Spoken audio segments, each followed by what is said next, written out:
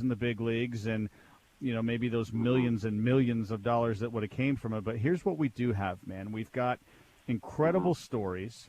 We can still be called big leaguers because if we spend one day and one at bat, we are big leaguers. And we've got a great friendship and other good friends from over the years and great memories that can never be taken away from us. And now we get to do stuff like this and just share and talk about it and just how thankful we are. Oh, well, thank you for having me, Les. I'm really touched. I am with your comments. And like I said, when you hear it from your peers and your teammates and your friends and guys that, share the same story, and I'm very proud of you. All right, boys, we'll be starting a little after 8. Just thank you so much for smidgen. thinking of me Just and a having couple me on seconds. your show. Absolutely. Well, that is Andy Stewart. You can definitely check out the show. After you hear it this time, you can go to lesnorman.com and find out more information. If you want to follow me on Twitter, it's at lnorman22 is the place to go. Again, lesnorman.com is the website. You can sneak up on Facebook and check things out there. But, you can find this anywhere in our podcast, just anywhere you could find podcasts, you're going to find Breaking the Norm. It's going to be out there. So make sure you check this out. Tell your friends about it. So on behalf of my former big league buddy and minor league buddy and the Canadian superstar and the Oshawa Sports Hall of Famer that he is, Andy Stewart, on behalf of him. And we thank you all, our listeners, and thanks for joining us today right here on Breaking the Norm. Kansas City's hometown sports station. Sports Radio 810 WHB Kansas City.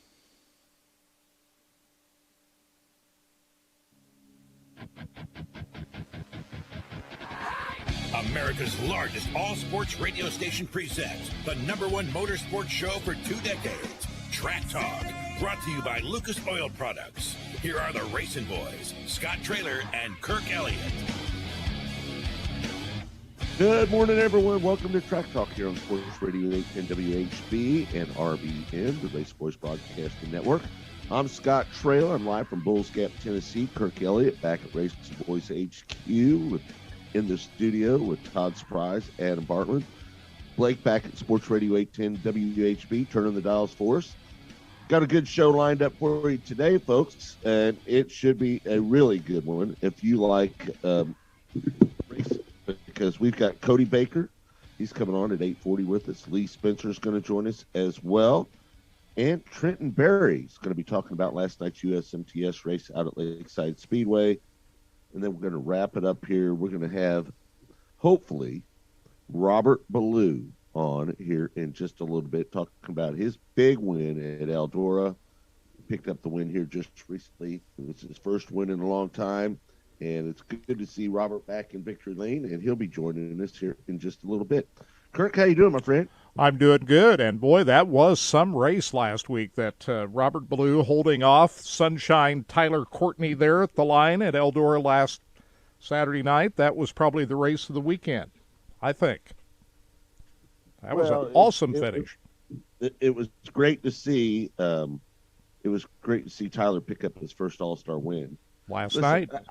Yeah, and to me personally, Kirk, when I think of Tyler Courtney, I think of a guy that's going to go a long ways in the future of sprint car racing. He seems like he's got the talent that it takes to win at that level, and he's always running up front. He's always showing that he can compete with these guys, and he picked up that victory last night. He had a little help along the way, but still.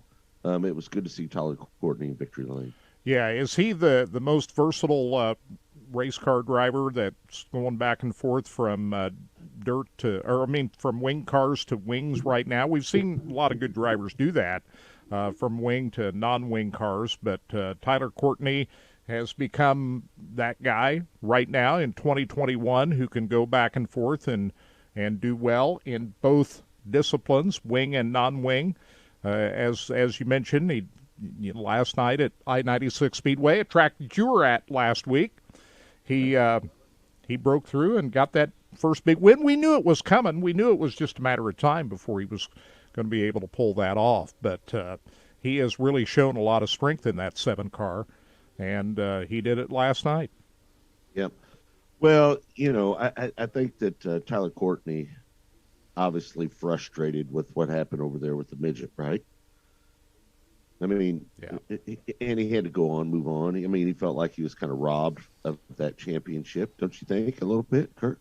Yeah, I think so. You know, with Chris Wyndham, you know, that deal last year. I think he spent out Ricky Stenhouse Jr. on the last lap so he could win that championship. That's what he did. So Tyler Courtney thought he had that championship in the bag, and rightly so, and it didn't work out for him. So let's move on and let's go where all the big boys are. Let's try to run with the World of Outlaws and the All-Star Circuit of Champions, and that's what he's doing, and he's picked up his first win, and it's good to see that. I think, you know, when you sit there and you talk about talent and who's the most talented guy that jumps back and forth from wing to non-wing, I still got to put my money on Brady Bacon, to be honest with you. I think Brady Bacon is the most talented driver when it comes to running a midget, a micro, a non-wing sprint car, a wing sprint car.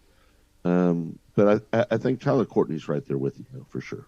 And we're looking forward to seeing Brady Bacon and also Robert Ballou and all the rest of the top stars at Lakeside Speedway next Friday and Saturday night, as that'll be a big weekend for the USAC non-wing sprint cars. And last night was a big night at Lakeside, Scott. We had the USMTS there, $10,000 to the winner, and Rodney Sanders picking up the, I think that's his first victory of the year last night. And they had a good car count, about 50 race cars last night. They had the USRA B-Mods, stock cars there. J.C. Morton winning the B-Mod race last night, but pretty good show out at Lakeside last night for the USMTS. So 2 big weekends of big-time racing at Lakeside this weekend and next weekend, too. Yeah, and he picked up $10,000, I do believe, last night. That's right. Too, wasn't it, Kurt? Yep. So that's pretty big payday. Not all, most of the races this year pay $10,000 to win, don't they? Because they cut back. If I'm not mistaken, we'll ask Trenton Berry this in a little bit, but if I'm not mistaken, they cut back their schedule a little bit this year, and they up the amount of money that they're paying at some of these races. And I think that for the most part, most of them pay $10,000 to win. Isn't that correct? There are fewer events and more higher paying races, which I think that was the way to go.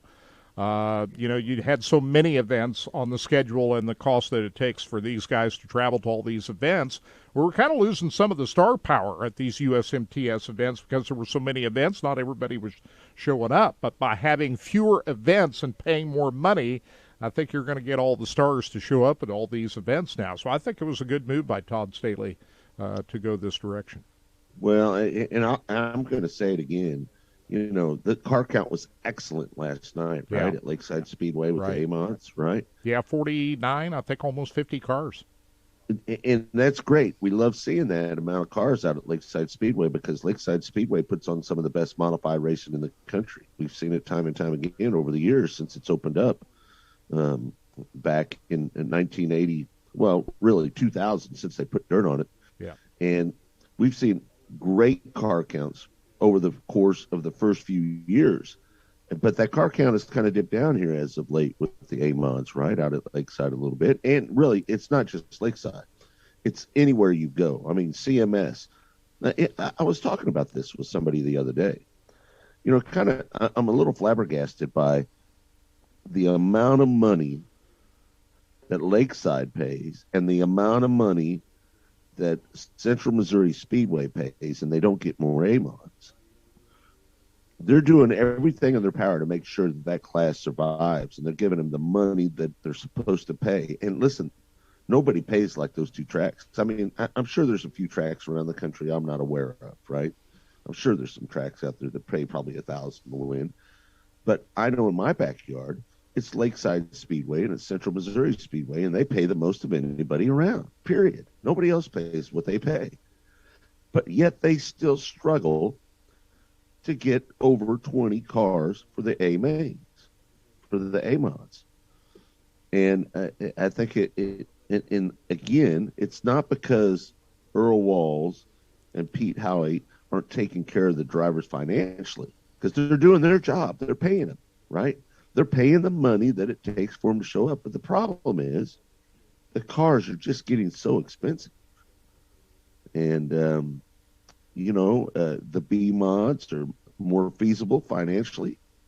And a lot of people are moving that direction. And in fact, you see a lot of guys that were running B-mods now running E-mods because that's where their budget falls in. So again, I always worry about it.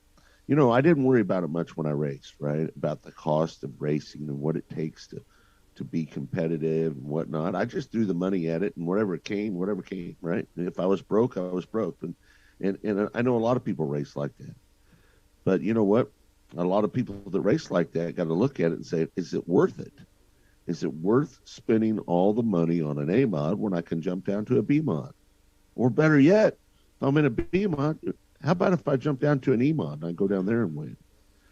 So I guess maybe what I'm trying to say, Kirk, is maybe there's too much modified racing going on. A-mods, B-mods, E-mods, and it's watered down the A-mods. I think if there wouldn't, if you, listen, I'm a fan of the B-mods. I love them. I think they're great. I wish I could race one. It would be a lot of fun. But the problem is, once the B-mods started coming in, and then you bring in the E-mods on top of that, then it really starts watering down the modified division. And I think that's where we're hurt right now in the A-mods. I mean, not last night, obviously. You know, you got 50 cars there, right? That's a great number. That's the way it should be every weekend and weekend. I remember when Lakeside was like that. Don't you remember that, Kirk, when you'd have 40 factory stocks and you'd have 30 or 40 or maybe not in the Grand Nationals. Maybe you would have had 20 or 30 of those, but you always had a lot of good cars out at Lakeside Speedway, and you had 3 classes, right? So I'm not sure.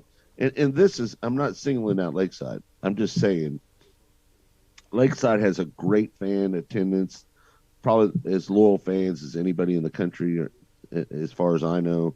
The people that go there, they love to go there. They wouldn't miss it.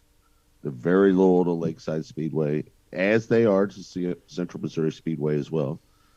Our 2 NASCAR tracks, which I think that's really cool. I'm happy about that. But I got to believe, though, Kirk, that the cost of these A-mods is just driving it to a level that a lot of people can't afford. What do you think? Yeah, there's no doubt about it. I mean, you take a look at the car counts. As we mentioned last weekend at Lakeside, they had 11 cars, I think 13 at Central Missouri Speedway last week. Now, we're getting low car counts in the A-mod division up at I-35 Speedway, and take a look at all the tracks that run A-mods.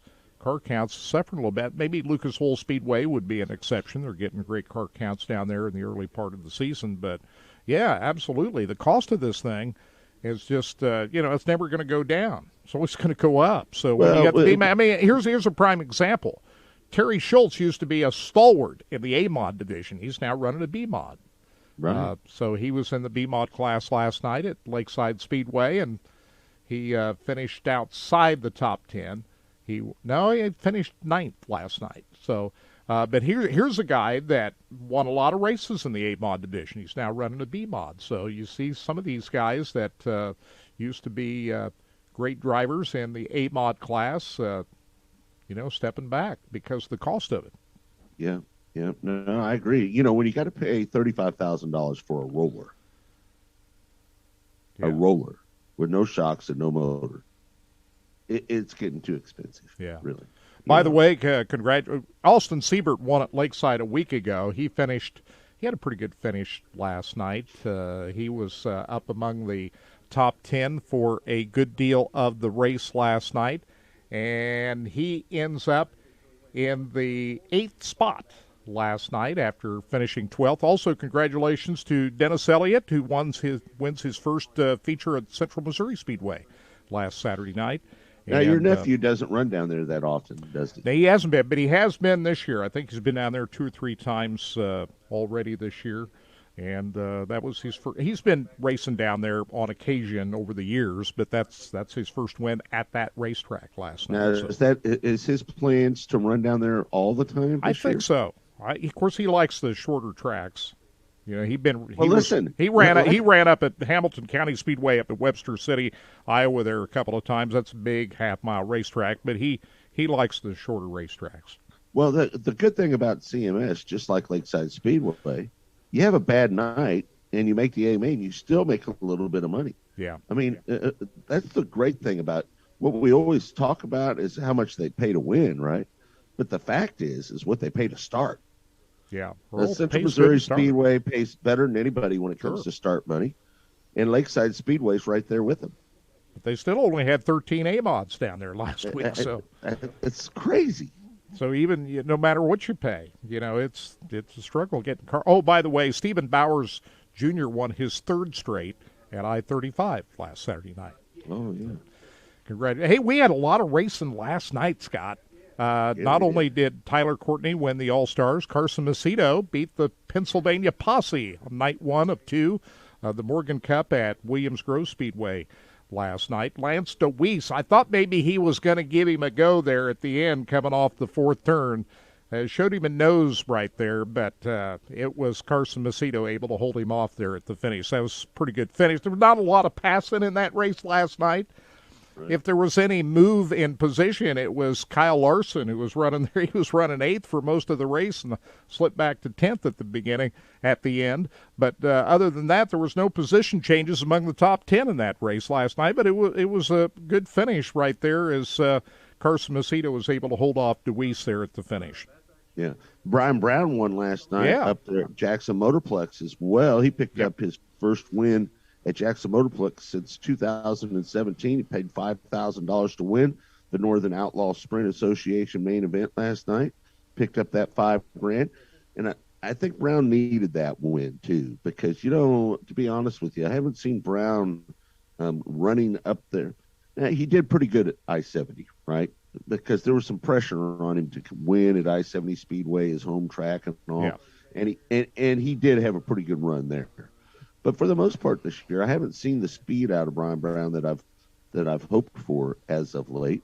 And he picks up the $5,000 last night at Jackson Motorplex. Yeah, Tyler Pahaska got him there. He was able to get by Brown there at one point in the race, but then there was a restart. They did a double file restart, and on that restart, Brown was able to regain the lead at that point. But it wasn't easy. He jumped out to the early start, then Pahaska was able to get around him.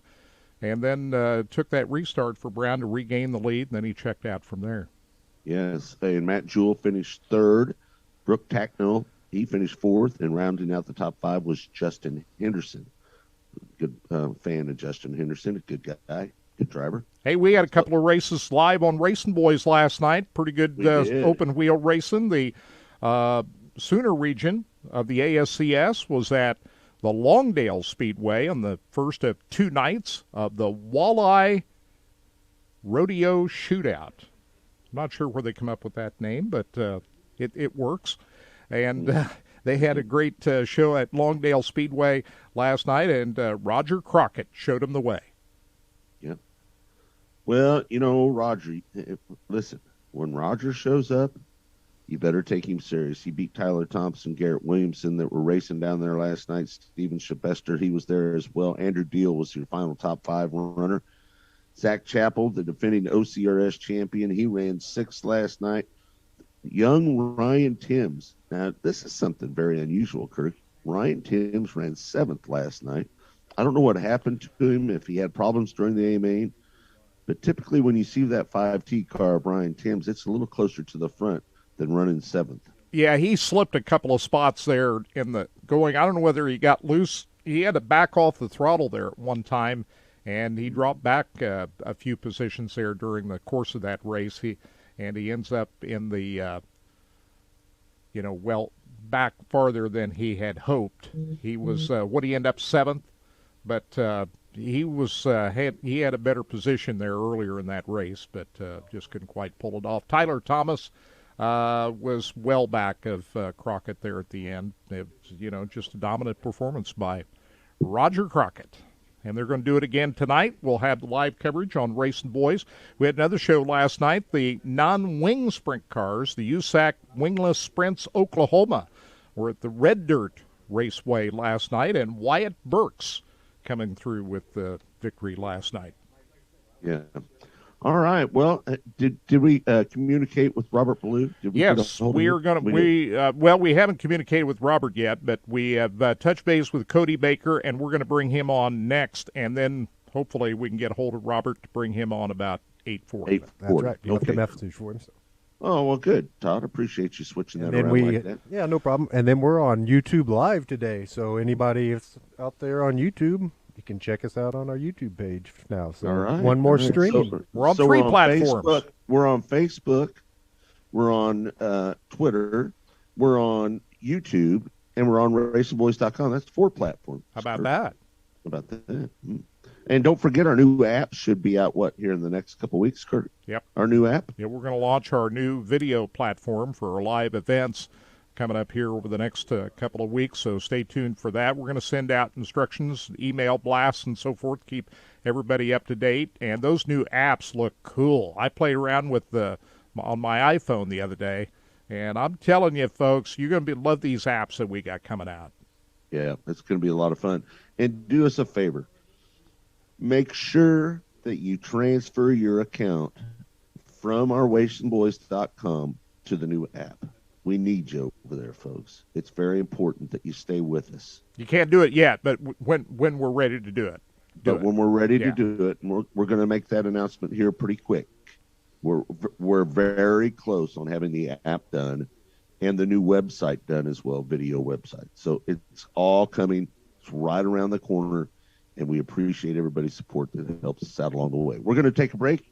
More of Track Talk brought to you by Lucas Oil Products, made in America, sold to the world. Next, right here on Sports Radio 810 WHB.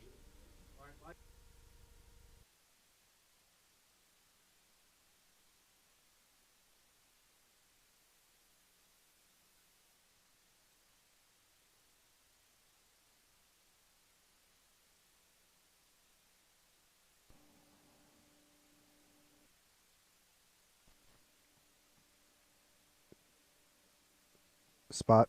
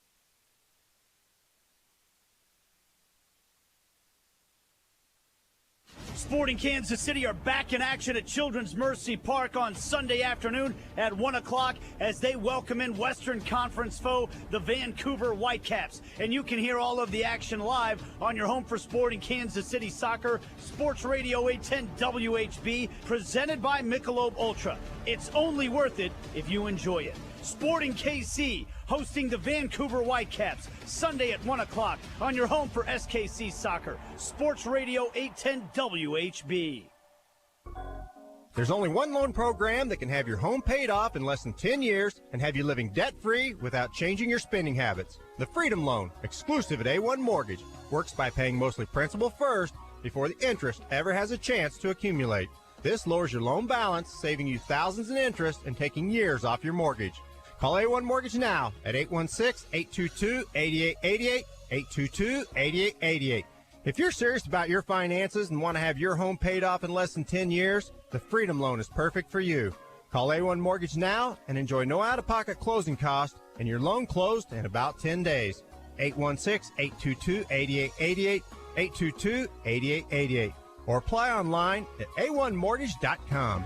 A1 Mortgage, making your dreams a reality is what we do. A1 Mortgage Group LLC, a Kansas licensed mortgage company, license number MC0001649, NMLS 268370. Programs and rates subject to change without notice.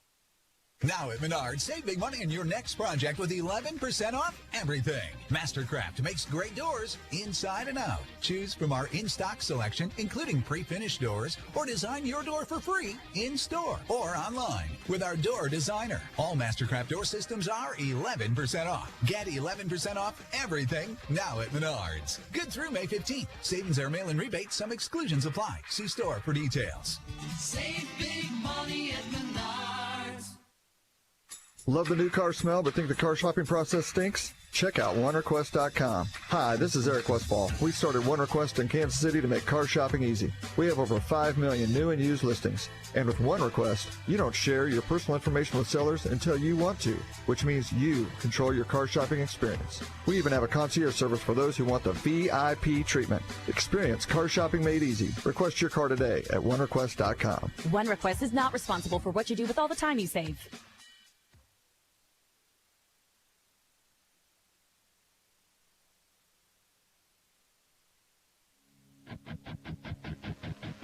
Track Talk. As your power steering pump ages, seal leaks may occur, causing the power steering system to lose fluid. Your power steering system may also develop an annoying squeal, and the steering may become more difficult to handle. By using Lucas Power Steering Stop Leak, you will stop the seal leaks, reduce slack in rack and pinion, eliminate the squeals and hard spots in your power steering system. It is guaranteed to stop seal leaks or your money back. Lucas Power Steering Stop Leak. It works.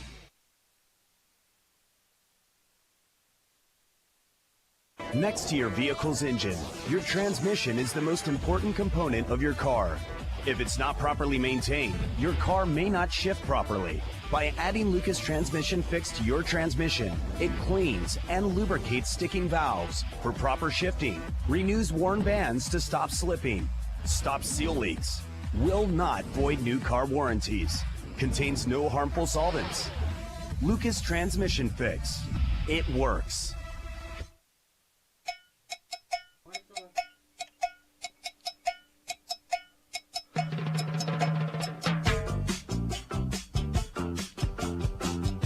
Welcome back to Track Talk. I don't know what the hell happened during that commercial break right there. So, appreciate y'all sticking with us. Track Talk brought to you by Lucas Oil Products, made in America, sold to the world.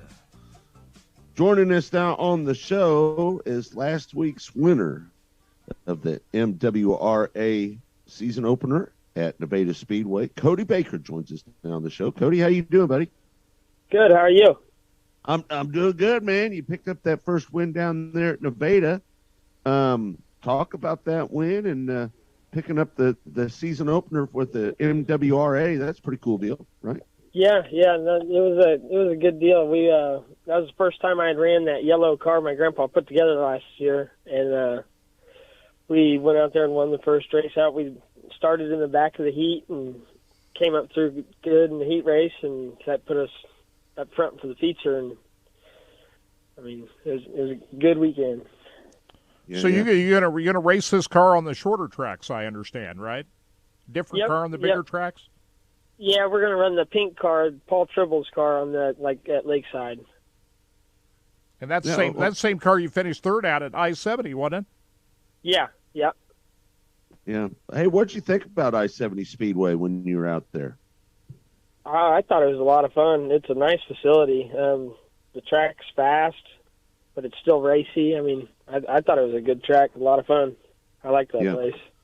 That did the speed seem like it was up there pretty high when you raced out at I-70? Yeah, definitely. That place, you were going pretty quick around that place, and I mean, you're carrying a lot of speed into those corners. Yeah. Well, Cody, about last week down there at Nevada, it was the season opener. I know Raul's been doing a really good job with that series.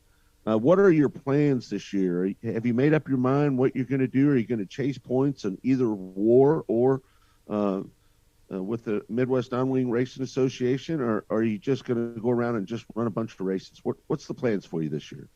Yeah, I mean, I think it's too early to know if we're going to run for points anywhere. I mean, I think we're going to just kind of run here and there where we want to and see where we are later on in the year, you know.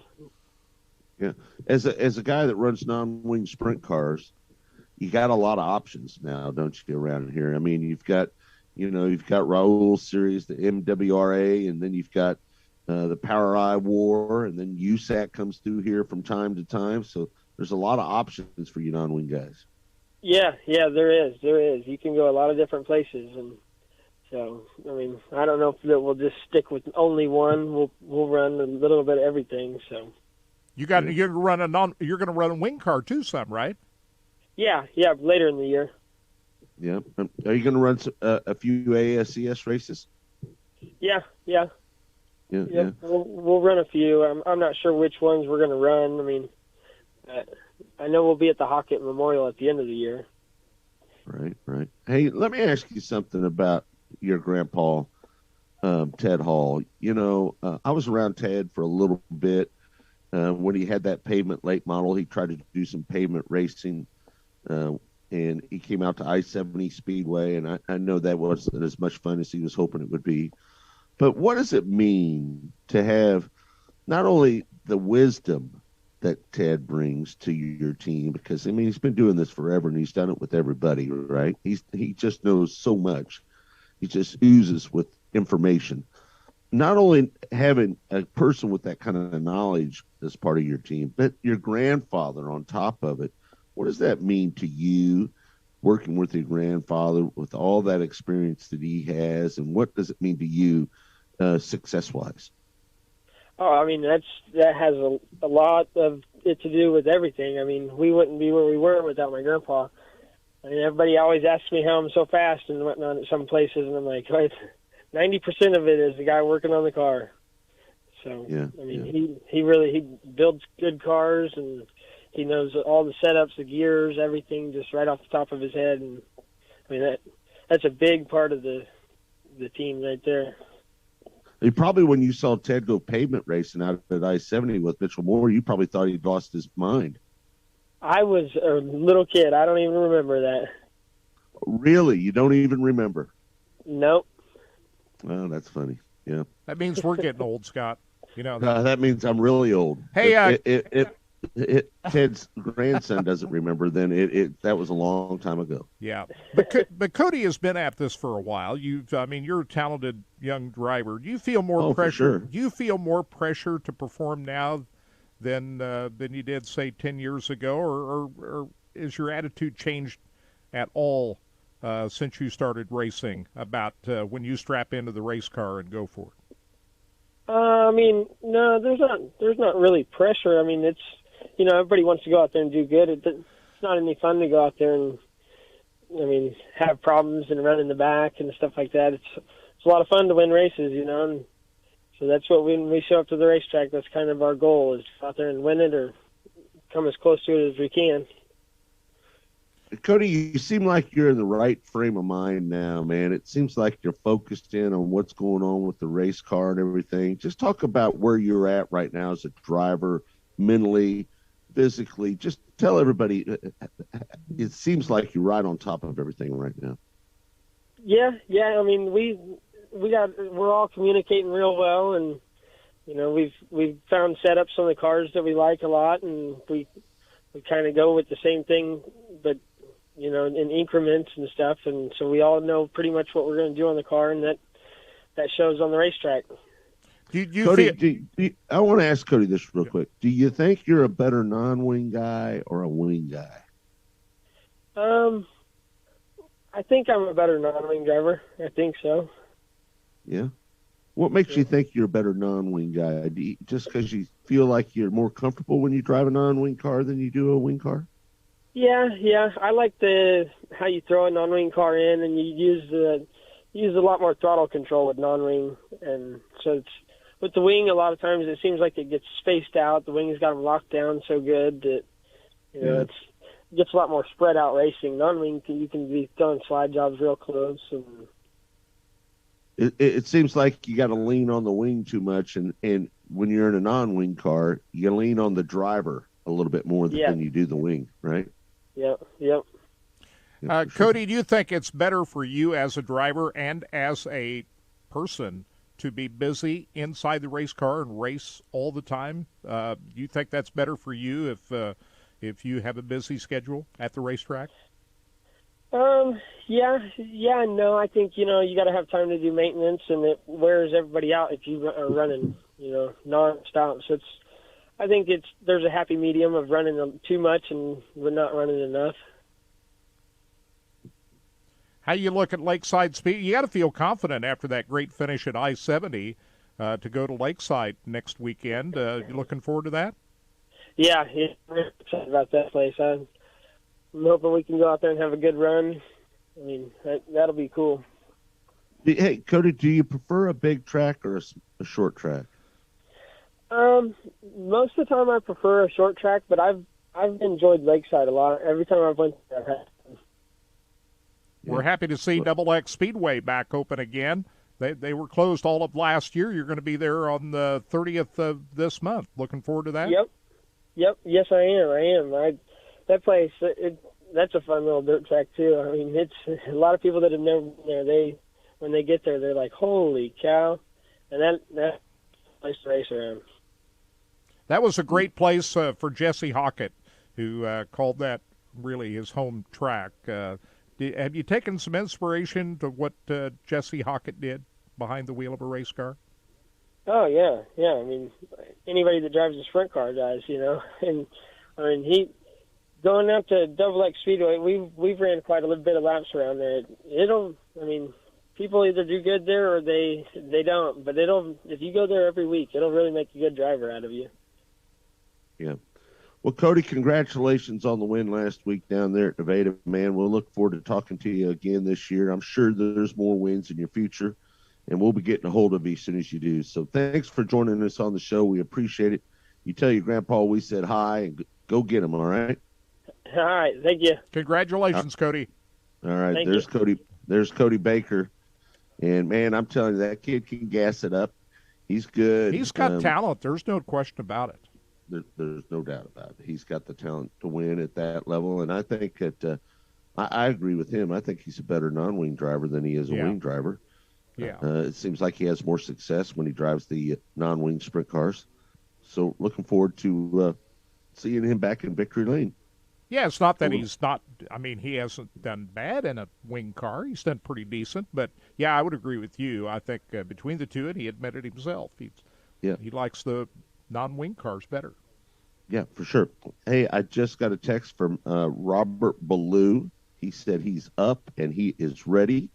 So we're going to take our break now so we can have a little bit more time with Robert Ballou. He picked up his first win in over 1,000 days and a $10,000 paycheck at Eldora last week. Robert Ballou joins the Racing Boys next right here on Lucas Oil Products Track Talk. In sports, if you think joy only happens after you win, think again. Look at the world's most successful athletes like Serena Williams, Brooks Koepka, and Alex Morgan. They don't spend all their days grinding away. They take time to enjoy themselves, like getting together with friends over a Michelob Ultra, because they know that happiness is the key to winning, and that joy is the whole game, not just the end game. Michelob Ultra. 95 calories, 2.6 grams of carbs. It's only worth it if you enjoy it. Enjoy responsibly. AB Michelob Ultra Light Beer, St. Louis, Missouri.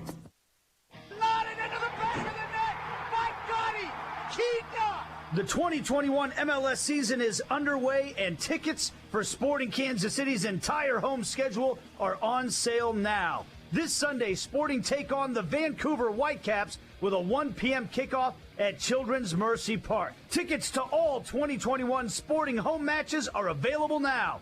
Get your tickets today at SeatGeek.com and go Sporting! Harry's Razors just came out with their sharpest blades ever. But unlike other razor companies, they're not charging you more. Harry's new sharper blades are still as low as $2 each. You heard me right, just $2. How do they do it? Harry's owns a German factory that's been honing razor blades for 100 years. They source their steel from Sweden and own the entire manufacturing process, from research and development to the factory floor. It allows them to keep the prices lower. How confident are they? A 100% quality guarantee. You'll see it at Harry's.com. Blades are even delivered directly to you. No getting unmasked and standing in line. They're delivered straight to your door, with or without a subscription. And right now, Harry's has a great offer for my listeners. New customers get $5 off a Harry's trial set when you use the promo code PETRO, P-E-T-R-O, at Harry's.com. That's a 5-blade razor, weighted handle, foaming shave gel, and travel cover, all for just $3, plus free shipping. That's razor, weighted handle, foaming shave gel, and travel cover, all for $3, shipped to you for free. Only at Harrys.com, only with promo code Petro. Building a pool is not a job for amateurs. If you want a pool you'll enjoy for a lifetime, call the pros at Pro-Built Pool and Patio. Pro-Built Pool and Patio is the largest provider of fiberglass pools in the region. Unlike liners, fiberglass pools from Imagine Pools and Pentair Pool Equipment are built to last, and they have over 200 different design options to fit your space. Pro-Built Pool and Patio offers competitive pricing, financing, and the fastest install timelines. Get a free quote by calling 816-786-3893 or go to ProBuiltPatio.com. If you're thinking about making a career change, then listen to this. Sports Radio 810 has an opening on our sales team for someone who has a passion for selling. With the freedom to move around the city and unlimited control over your income, this is the perfect opportunity for a self-starter. Best candidates possess the energy and creativity to help area businesses grow and prosper. Media sales or sports industry sales experience is preferred. If you're interested in learning more, go to 810WHB.com and search for employment opportunities.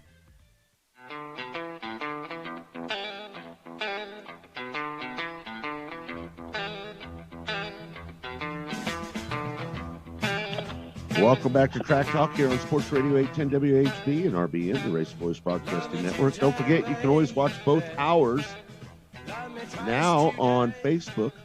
You can watch it on Twitter. You can watch it on YouTube. And you can watch it on racingboys.com. 4 different video platforms you can watch this morning's Track Talk. If you'd like to watch the in-studio cameras, I'm zooming in from Bulls Gap, Tennessee, where I'm at Volunteer Speedway, one of the craziest banked racetracks I've ever seen in my life. It is crazy what we've got here this weekend. We'll talk about it a little bit later in the show. But joining us now is a longtime friend of the Racing Boys, and it was so glad to see him back into victory lane after such a long, dry spell. Robert Ballou joins us now. Robert, how you doing, buddy? I'm just happy to be alive. How's it going? Yeah. You know what? It was so funny that you say that, Robert, because the other day, Scotty Cook and I were talking. We were driving down the road, and we were saying, there's a lot of guys that, we see some of these young guys coming up through the ranks, right? And they're fast, and they're real fast, but they haven't busted their ass, really, to be honest with you, right? And I said something about it. I said, think about some of the guys that don't slow down after they, have a nasty wreck. And the first person that came to mind is I looked right at Scott. I said, Robert Ballou. Robert Ballou has never let a wreck slow him down. And I know when you broke your arm, that was a big deal. But coming back to pick up that $10,000 at Eldora, man, that had to feel good. Yeah, it's huge, really. Just like whether you're bull riding, or racing cars, you're always chasing a victory. And when you get hurt or you have a setback in this game, you kind of wonder, am I still going to be able to do it? Right. When you're out for 8 to 10 months at a time, when I broke my neck, and then obviously once again my neck and back, and then when I broke my arm here, you got another year basically. You scratch your head and you wonder, am I ever going to be able to do this again? It's just a human nature. You just never know. And to be able to overcome that, and at a place like Eldora, that's one of the toughest that you go to. It makes it pretty rewarding for sure. Well, I the reason I laughed when you said I'm happy to be alive, Robert, you've not lost anything after all of that. We watched you at Eldora last week on that very high bank half-mile racetrack, and the way you held off Tyler Courtney at the end. I don't see any difference from the way you drove that race that you ever have. You look as fearless as you ever have in that race. Certainly you're one of the more entertaining drivers that we've seen out there, and there's no question about that. What were you thinking? You knew you had Tyler Courtney behind you there. What were you thinking about what you had to do in order to fend him off there at the end? Did you feel some pressure? Well, yeah, it's one of them things, the there's 3 NOS cars in the non-wing side of things, and they all look pretty similar. Well, I feel like the other guy, or one of the other guys, Justin Grant, I feel like he's got something to prove. He decided he wanted to be his own mechanic, and they got rid of their head mechanic, and it's been like almost like he's like a kamikaze pilot this year. He's like got something to prove. I thought it was him. He started second, but obviously, in the back of your mind, Tyler Courtney's won the last 5 races. He's been unbelievable. His car's like perfect. It looks like a Cadillac. Looks like there's no effort going into it. So in the back of your mind, he's coming too. Well, they both have very similar paint jobs, and I seen a guy throw a pretty big bomb, if you will, of a slider, and I'm like, man, that looked like Grant. I better pick the pace up because he'll send me over to the 5/8 or the mile track that's a mile down the road if I'm not careful. My race car was like almost too good early, as far as I was stuck so hard on the right rear tire, which is what you got to kind of have when it's slick. You got to be stuck before you get to it. It felt like it was ripping the tire off of the wheel. Never had that sensation there before. But the traction was kind of it was slicker in 3 and 4 than it was in 1 and 2, and there was a little dip in the middle of 1 and 2, and when I would hit that dip, it would really just drive the tire through the racetrack, if you will, and I knew that I had more in the tank. If you run 100% at Eldora for 30 laps on a non-wing sprint car, you're probably going to bust your butt. And I'm not afraid to do that. We've all seen it. So, right. I feel like I had some reserve in the tank that if I had to really get up on the wheel and make something happen, I was going to give it my best. But Tyler is just, him and that team of his, they're unbelievable. I see like last night he got his first wing win, and with the All-Stars, and he's deserving. I mean, he's done a very good job. When you made contact with Tyler Courtney there, you didn't lift. Most drivers would lift right there. What were you thinking at that moment? I don't think we didn't touch. There's the dip that I was just talking about. Like I was trying every lap. I was just roll out of the throttle and trying to keep the thing laid down through it. Well, that lap when he showed me a nose, I'm like, hey, I'm better in 1 and 2 than I am in 3 and 4. I got to make this back straightaway count. So when I got back in the gas, it was like at the wrong time because I was in the middle of that dip. So that just looked like we hit because when I got in the gas, it sat the car back down right as I hit that dip, and kind of made it look that way. But we never actually touched. Wow. Robert, let me ask this. Man, you've won a lot of big races. And when you go on a dry spell for a while and you have to deal with injuries, you talk about your neck, your arm, and all this, was there ever a time during that process you think, man, is it over? Am I ever going to get back to victory lane again? And then when you did get back to victory lane last week at Eldora, of all places, right, and you beat the likes of the very best in the business, that win had to be pretty satisfying for you, didn't it? Yeah, it is. It's any win's satisfying, but to win on a stage like Eldora is one of the biggest that we have. I know there's a feeling that in my race car, I'd say I'm getting old and stubborn or whatever, that I'm looking for. And when I get that feel, I'll drive it through the concrete if that's what it takes to win the race. I said a month ago, I finally got my race car comfortable to me. It's not perfect yet, but for the last, I would say 3 years, I've been catching instead of pitching. And in this game, if you're catching, it's not a fun and fuzzy feeling. You're just kind of riding around on defense, and this game, for the most part, is played best on offense. For sure. And so I finally, I've changed brands of cars. I've changed, in 2018, I changed brands of shocks because the shocks that I were running had been like, they quit making that particular shock from Pro, say 6 years previous to that. And I knew I was on a dead-end train, but I was so comfortable with those good old shocks that I had no choice but to keep on going until I ran into the wall, and that day came, so I finally bit the bullet, and I've been struggling to get that feel ever since. And Garrett CSI has been really, working feverishly trying to get me exactly what I'm looking for. But he also has, thousands of other customers, and I'm sure I'm a pain in the butt because I'm relentless.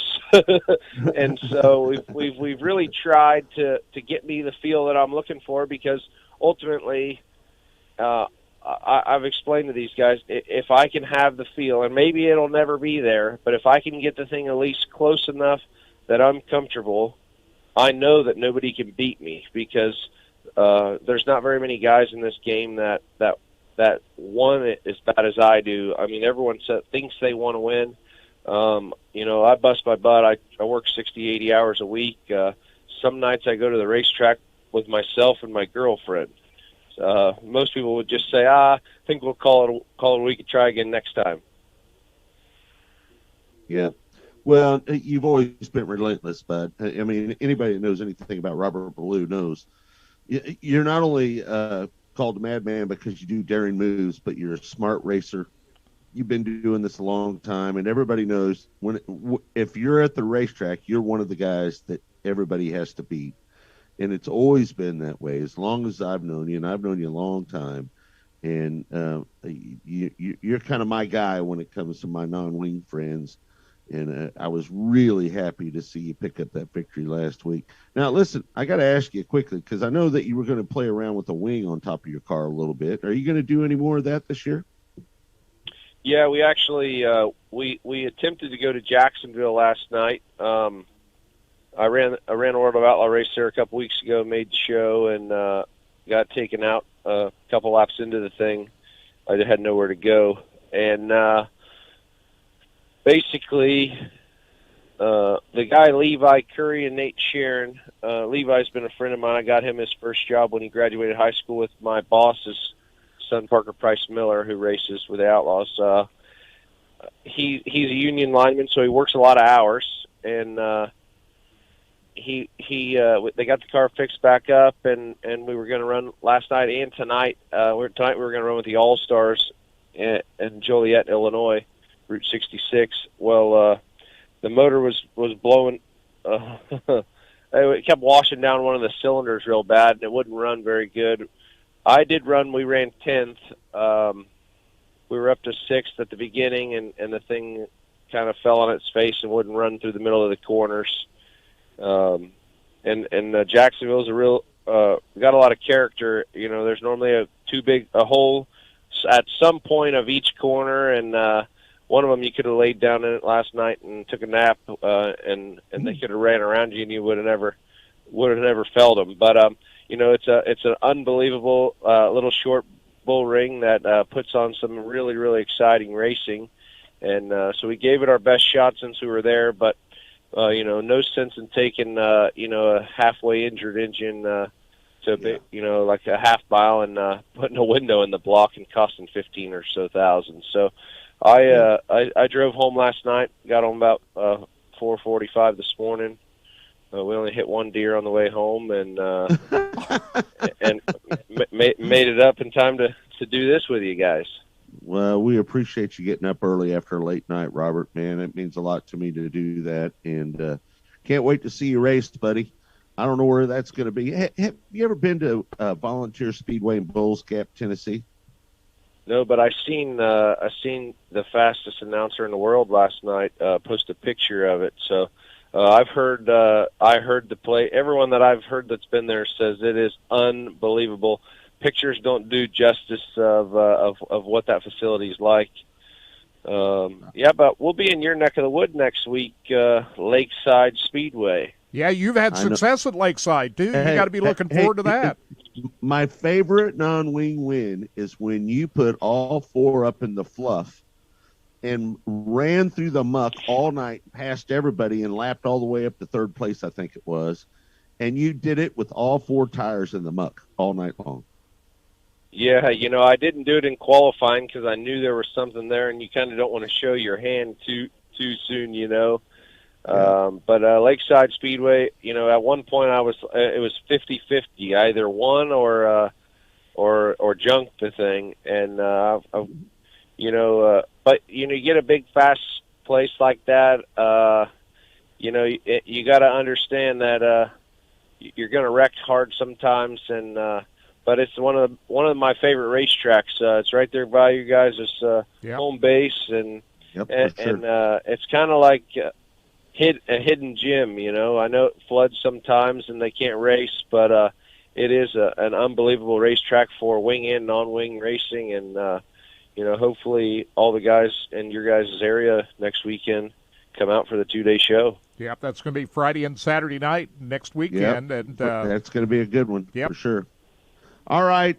Hey, Robert, I love you, brother. Thanks for taking the time. Thanks for staying up late and getting up early to do the show. I appreciate you, buddy. Anytime. I wouldn't miss it for anything. You guys are wonderful. What you guys do for this sports is tremendous. Thanks, Robert. Appreciate it. Thank you, Robert. We'll talk to you later. Thank you. There's the madman, Robert Ballou. He is as good as they get when it comes to non-wing sprint car racing. And I'm a big fan of Robert Ballou. I mean, how could you not be a fan of watching him race? I mean, if you've never, I know there's a lot of people listening this morning probably never heard of Robert Ballou. I'm going to tell you, he's one of the most exciting race car drivers I have ever seen. People, in your entire life, he's got no fear. It's worth the price of admission. If you're thinking about something to do next weekend, get to Lakeside Speedway and watch for the number 12, Robert Ballou. You will be thoroughly entertained. He alone is almost worth the price of admission. He is worth the price of admission, for sure. Hey, don't forget, tonight we're going to have live Lucas Oil ASCS National Tour action on RacingBoys.com. We're also going to have ASCS Sooner regional action from Longdale Speedway. That'll be on tonight. And also, we're going to have free audio from the United Rebel Sprint Car Series at Dodge City tonight. So 3 live broadcasts going on Racing Boys tonight. All you got to do is become an all-access member on RacingBoys.com. Costs you $29.99 a month, and that gets you all of our live broadcasts. I think we're upwards of somewhere around 200 broadcasts in 2021. So if you want to tune in, check it out. It costs you $29.99 a month. And again, tonight we are one of the craziest racetracks I've ever seen in my life. 32 degree banking here at Bulls Gap. Well, I can't wait to watch that. That's going to be great. All right, hour number 2 coming up. Hope you join us. Follow us over here on Facebook, Twitter, YouTube, or RacingBoys.com. For Kirk and everybody at Racing Boys and Blake, I'm Scott Trader saying thank you. We'll see you next week.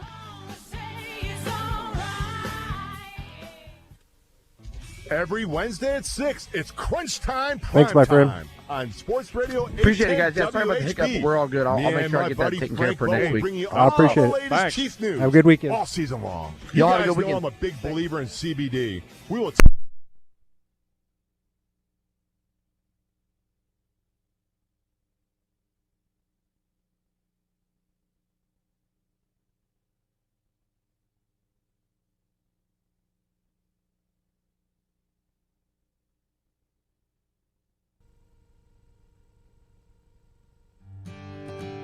Taking care of your car is a responsibility.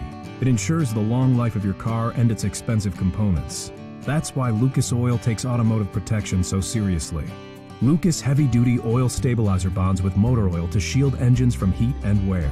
So take pride in caring for your car and pass that pride and knowledge to the next generation for years of smooth, reliable driving on the long road ahead.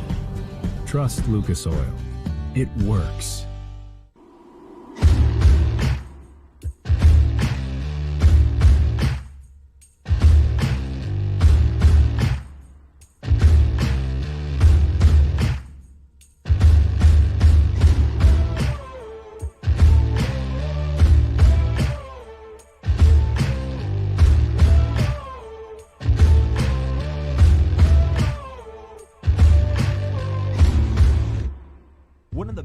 reasons for poor vehicle performance is a dirty fuel system. It can cause decreased fuel economy and actually do harm to your engine over time. By adding Lucas Fuel Treatment to your vehicle, it cleans and lubricates the entire fuel system, pump, carburetors, fuel injectors, and valves as you drive. It also improves your vehicle's performance. It's a non-solvent product designed to protect both gasoline and diesel engines. Lucas Fuel Treatment. It works.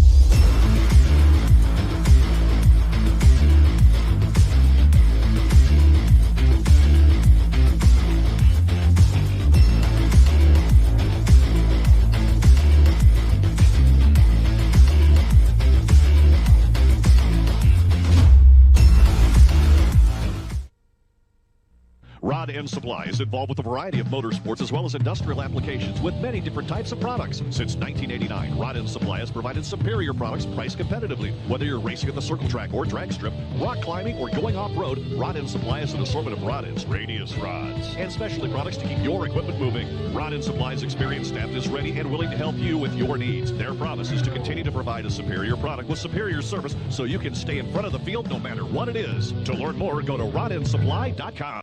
Dirt Specialty Sportswear in-house. We do all of the screen printing, all the embroidery. We do some vinyl. The other add specialty items like your pens, magnets, notepads, calendars. You can actually buy that, build your business to make it larger. We have the largest screen printing process and the largest embroidery anywhere around in the area. We can do stuff all the way from your school clubs to sports teams, a professional look in the office. If you can imagine it, we can do it for you. There is less than 1/100th of an inch of motor oil protecting your car's engine.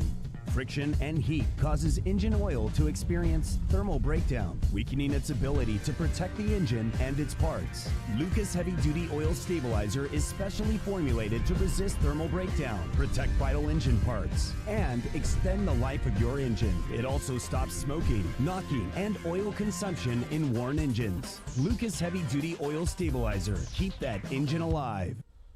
Alumatech Products is the premier aluminum cabinet company as well as custom aluminum trailer manufacturer. They specialize in custom cabinetry and production units. All the cabinets are built in-house by exceptional craftsmen. Alumatech Products also offer truck caps that are built from the ground up, starting with a framework all the way to a complete build.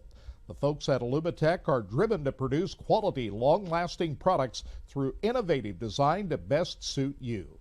For more information, go to alumatechproducts.com. Missouri's must play getaway. Osage National Golf Resort. 3 9-hole courses to choose from at the Lake of the Ozarks in the Osage River Valley. Stay and play packages in our first-class condos. A beautiful clubhouse complete with pro shop and exercise facilities. A large pool for relaxation and families. The Eagle View Sports Bar and Grill. Great wedding facilities. Go online and make your tee time today. Race fans, the National Sprint Car Hall of Fame and Museum is open 7 days a week, year-round, for you to come in and check out all of the wonderful race cars on display in the museum. And our online store at sprintcarstuff.com is open 24 hours a day for you to check out everything that we have in stock for sprint car fans. Whether it's for a birthday, anniversary, or Christmas, SprintCarStuff.com has it all. That's at the National Sprint Car Hall of Fame and Museum in Knoxville. We not only look to the future, we design it. 1 minute. Our excellence and professionalism in craftsmanship, quality, and safety is unmatched in the industry. We are proud suppliers to some of the most elite race teams in the world. We build it, you drive it. We are here to help you win. Next to your vehicle's engine, your transmission is the most important component of your car.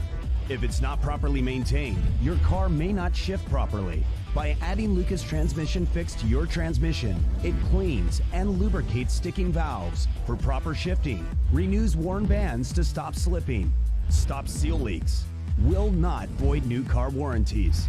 contains no harmful solvents. Lucas Transmission Fix. It works. Here we go.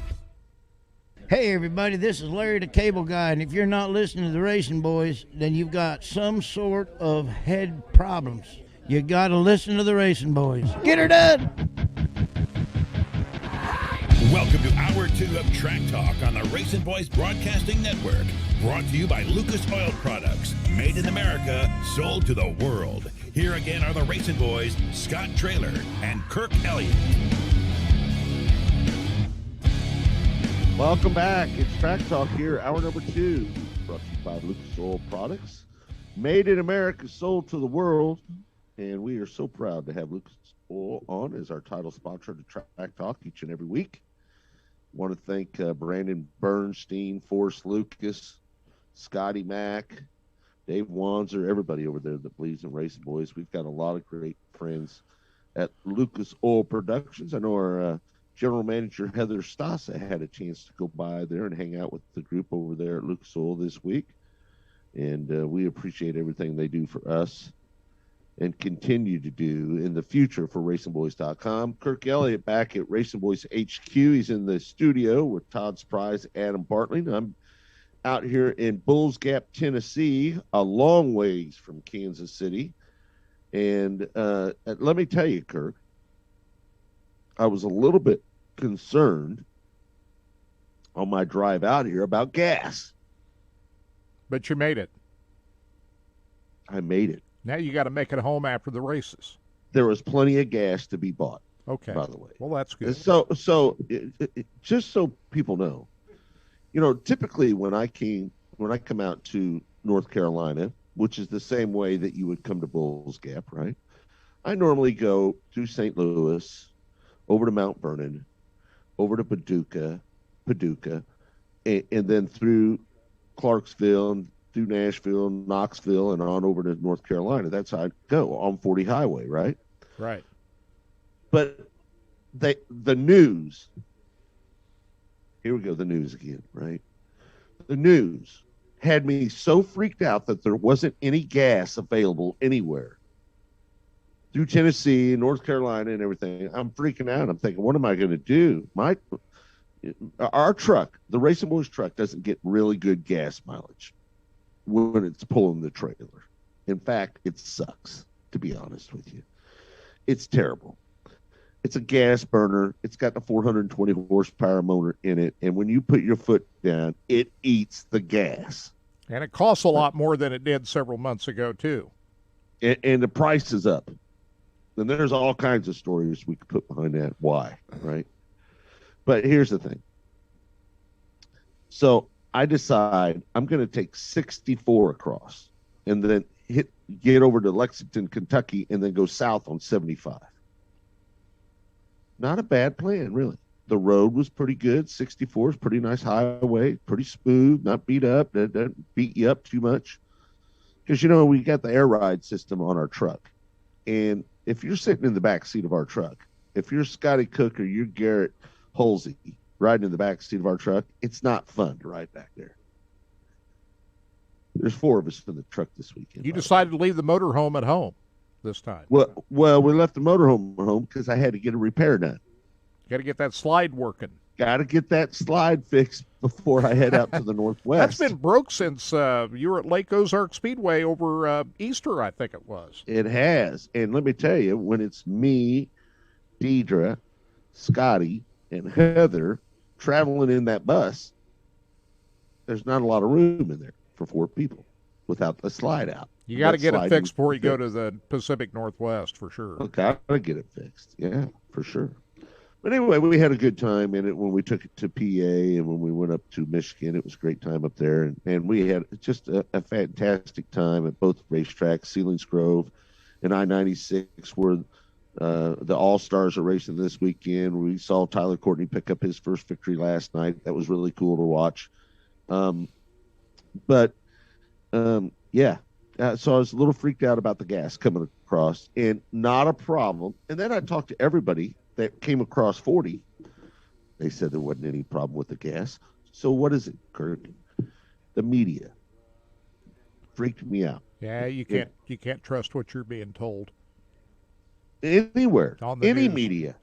It doesn't matter what the media You just source got to is. You can't- decipher through all of it and make up your own mind what you, you just believe. listen. It doesn't matter. It doesn't matter who your news source is. We just got to None take of it them. all with a grain of salt and make your own conclusions. None of them. You can't do believe, your own homework, people. You can't believe a word any of them say. They all listen. News outlets are just like politicians. They all have their agendas, right? Well, you just got to take it all in with a grain of salt and draw your own conclusions. Do your own homework. I don't watch the news anymore. It's depressing. It is too depressing. You're really right is. about that. I don't like watching the news. I might flip over there. I like to watch the nightly news at 5:30, and that's about all I watch. Hey, you 'Cause know it's my 30 favorite. You know my favorite it's 30 time, Scott. It's Go it's ahead. 30 minutes of news Right. that I can watch, and it covers the national and the world news, and that's all I need. And it's only 30 minutes long, and that's about all I can digest. You know my favorite time is sitting right here in this chair on a Friday and Saturday night, and I've got this big screen on my left going. I've got two laptops here. I've got the screen over here, and I'm just immersed in racing. You know, every For a few time hours. I come back, I love that time because it just gets me away from all the problems in the world, and it's all about racing. You know That's what, I Kirk? love. You know what I notice every time I come back? Yeah. Not only are my headphones real loud, but my chair's got a little more tilt back on the right rear, a little bit more. I think you sit back on the right rear of that chair a little bit too I much. got to be careful about your chair. Need to lose weight. That's what I got to do.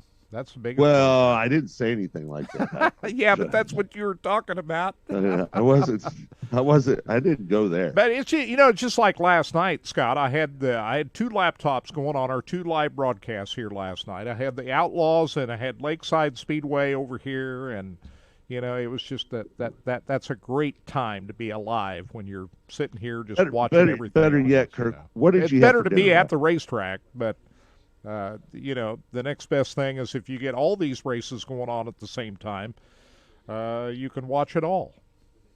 Kirk, what'd you have for dinner last night?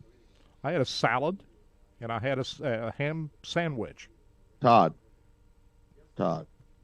did you hear what Kirk just said? A salad. I did. Had a salad. Went down to the Hy-Vee over here and picked up a salad and a sandwich and a glass or it was been a cheeseburger. bottle of iced tea, and that was it. I thought it'd been a cheeseburger from No, Backyard Burger. Yeah, in the old No. days, there was always a cheeseburger or a chicken sandwich. What's your Right? favorite cheeseburger, Kirk? Backyard Burger? I love Backyard Burger. I do too, and I think back because there's not any of them anywhere else around. Yeah.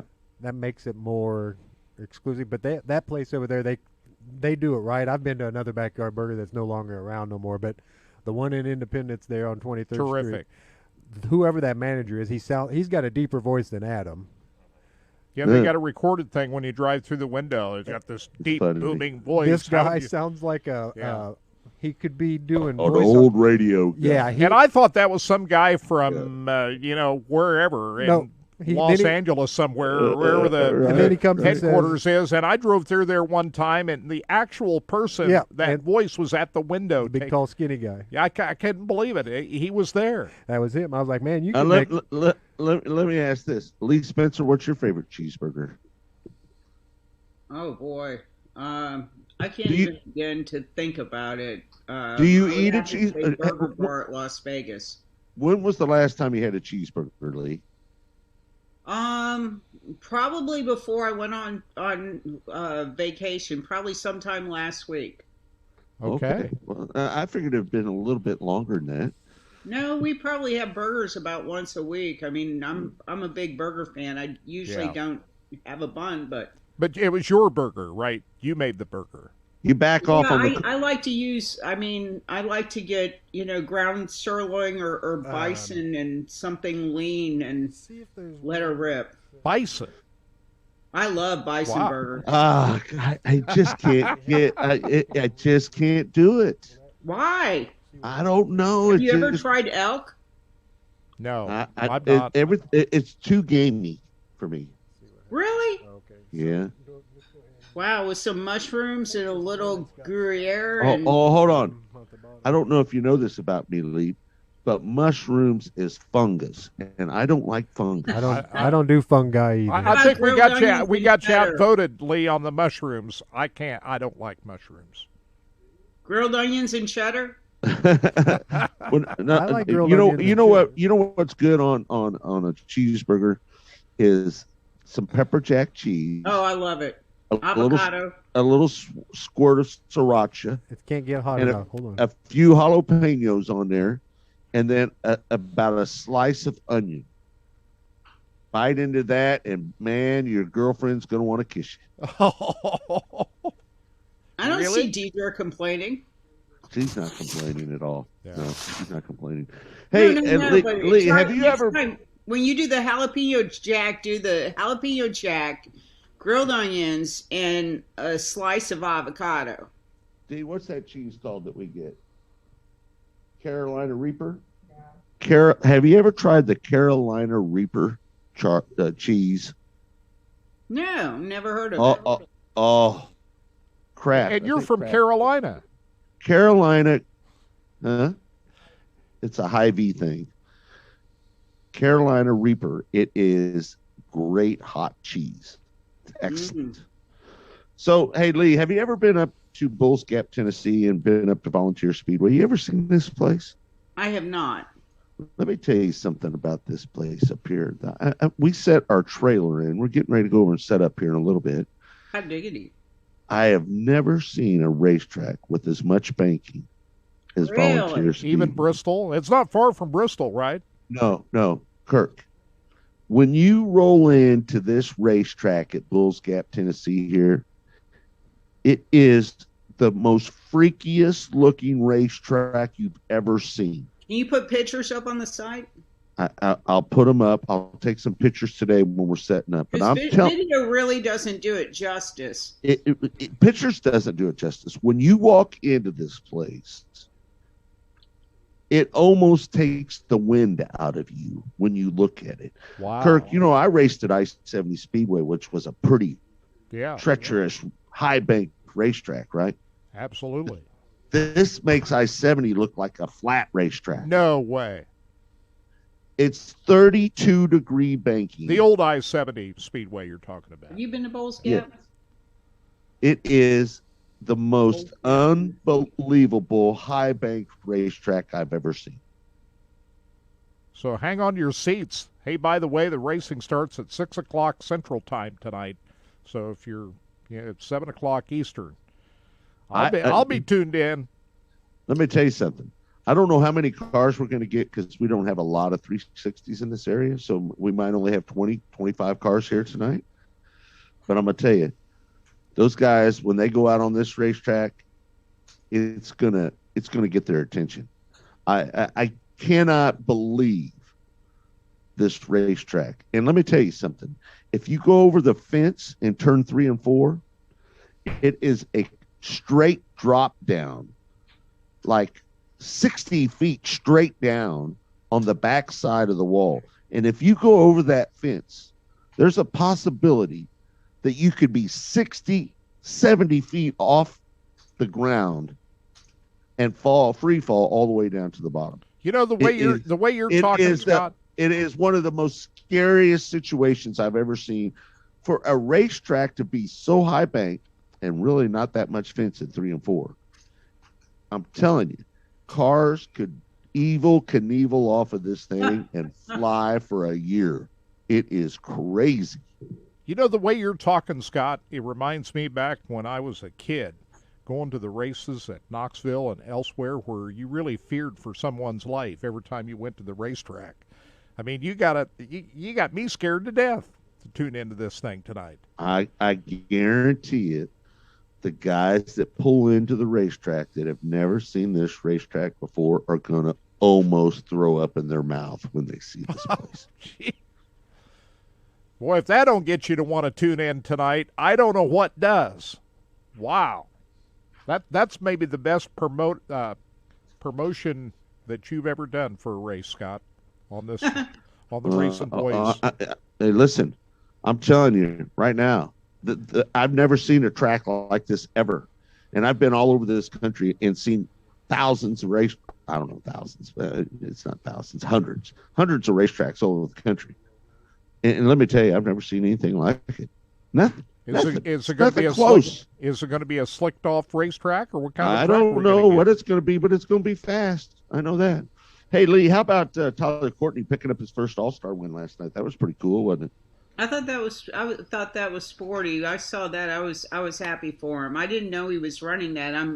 I got to figure out how much Outlaws and how much ASCS that they're going to run between the two. I need to see a schedule so I know where to follow who where. All-Stars versus Outlaws? Yep. In Courtney, he's going to run full-time with the All-Stars, though, right? Is he just running Outlaws when there's not an All-Star race? Is that kind of what he's doing? Yeah, I think that is right. He's going to run the full Outlaw or the All-Star circuit. That's what I thought. Yep. Yeah. Okay. Because last time I saw him was at Bristol for Outlaws. Yep. Yeah. Well, listen, I think Tyler Courtney, we were sitting here talking about guys that are the best that translate from wing cars to non-wing cars back and forth. I say Brady Bacon. I'm a big Brady fan. I've always has been. And before that, it was Jesse Hockett. I always thought Jesse was that guy that could do it all.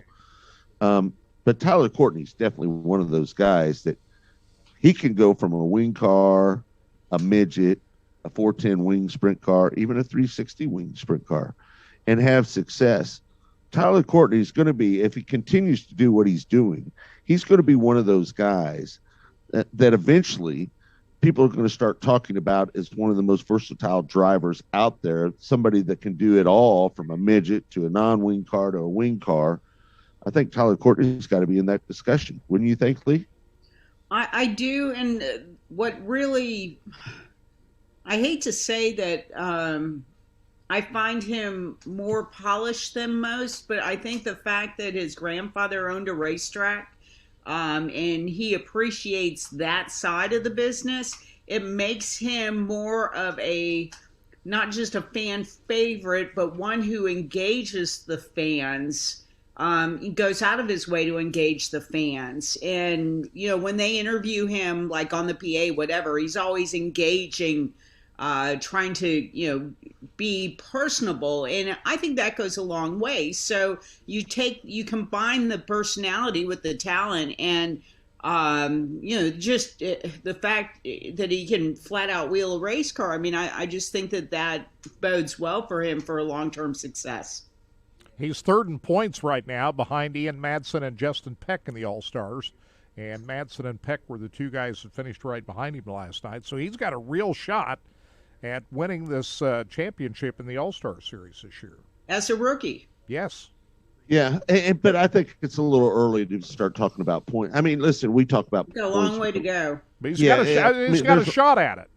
How many races are on the All-Star schedule? Do we know? There would be, I thought it had a amount here. I would say 50-some. Yeah. It's typically around 50. So there's a lot of racing to go. And, I'm guilty as anybody talking about points early in the season. We do it every week with the National Tour, right? Oh, by the way, we're going to make an announcement here a little bit later in the show about a new show that's going to air with Scotty Cook and myself. It's going to be the Scott and Scotty Show. We're going to make it a little bit announcement here a little bit later. It's going to be on Wednesday nights, 8 o'clock. So, Lee, tune into that. That will be a Dumb and Dumber show. Just saying. That show has huge potential to get really. It does have huge, especially if you guys. I mean, there's no filter for either one of you, so that should be. That will definitely be must listen radio. And we're going to kind of do it like what Brian Dunlop does with Dirt Vision. His show that he does, I think it's on Monday night. You just see a picture of somebody and anybody that's listening to the show, they can chime in on the show.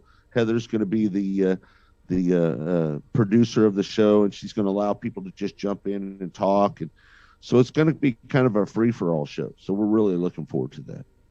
I got an invitation, and I didn't understand why I was getting an invitation from World of Outlaws to click on that deal, and then I just, it was like being in a chat room with a bunch of race fans. So, and that's exactly what we're doing. We're using the same format as that. Very cool. Yeah, very cool. And you know what? Call it the Hump Day Special. Well, it is. It's going to be that, and originally we were thinking about calling it Win It or Wear It. We used to have a show that was called Win It or Wear It, but we just decided to call it the Scott and Scotty Show and just see how it goes. I like it. Yeah. Hey, at Williams With all Grove, those Scots, are you guys going to have to wear kilts? No, I don't think we'll wear any kilts. Okay. But you never know what we'll talk about, though. I promise you that. I was watching the Outlaws race last night at Williams Grove, and we didn't see any passing in the top 10 at least for the whole race, except there was one position change. Kyle Larson went from 8th to 10th. Did he fall out of the seat there towards the end? God, I hope not. I don't think he's going to fall out of the seat at Dover this weekend. That's one of his best tracks. But when you go to Williams Grove and you're going up against the posse as, Lance Dewease, and I didn't know Lance Dewease was going for his 100th win. But, that's a really, really tough crowd. And they know those tracks so well. And you saw the look on Carson Macedo's face when he got out of the car, right? Yeah. He was blown away that he won that race. And that shows you how much respect, I would say, that the Outlaws have going to Williams Grove. I mean, if you're Brad Sweet, you win that race, hunky freaking dory, right? But to have somebody like Macedo go in there, he wasn't expecting to win. And he just, he just stayed up front the whole time. But you're right. It was like we were unloading our car last night and they started the 4 wide and next thing I know, they're like already way deep into the race. And the thing basically just goes green the whole time I saw it. And, next thing I know, you have a, very emotional Macedo in victory lane. And Dewease has beaten the Outlaws plenty of times at that racetrack. There's nobody that knows that track better. And it has to be such a satisfying win for anybody to be able to hold off Lance Dewease at Williams Grove Speedway. Oh, especially a kid Macedo's age, right? And he didn't have the best year last year. And this new deal that he has, going on with the 41, I mean, I think it's been a game changer for him. I mean, he's been competitive week in and week out. I mean, no, not every week it's your week, right? But he's certainly been in the discussion. I mean, he's been in the discussion as much as Gravel, as much as Little Hod. Donnie's in the discussion because we're all sitting there and waiting for 300 to come. But, you think Brad Sweet, he's anytime he goes, he's dominant, right? But for Macedo just to be part of the discussion as much as he is on a weekly basis, I think that this move for him, it has really proved to be just, right place, right time. I mean, it's just the chemistry is certainly there for him. Let me ask you this, Lee. We saw Carson Macedo after Jason passed, and he ran at Knoxville, and man, the crowd went crazy for him, right? That was a big deal, right? And then, had other drivers come in, drive the 41 car. Gravel.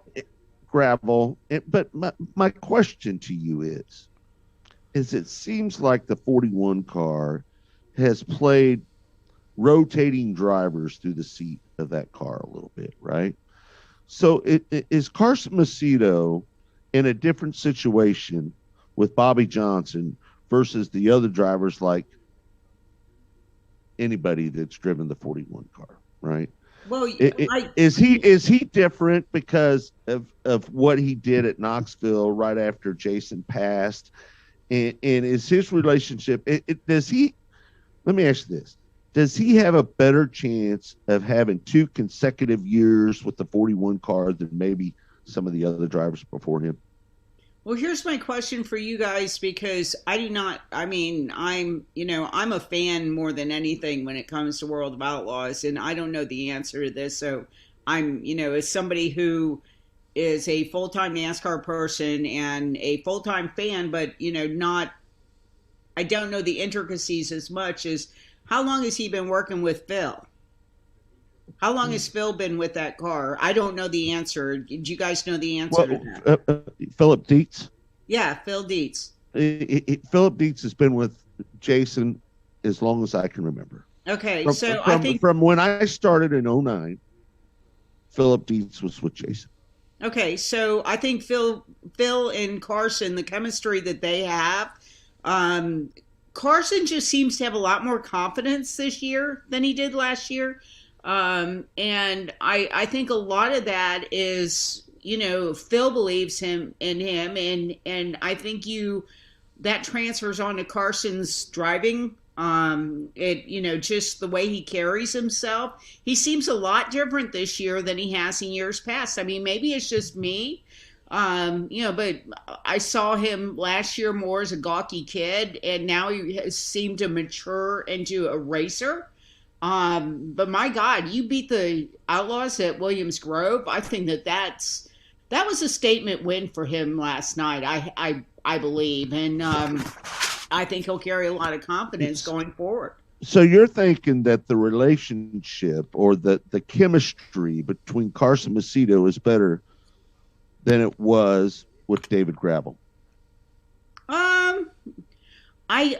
Gravel is very set in his ways. Gravel knows it all, and I think having a kid come in and be a little more open and, 2 suggestions, he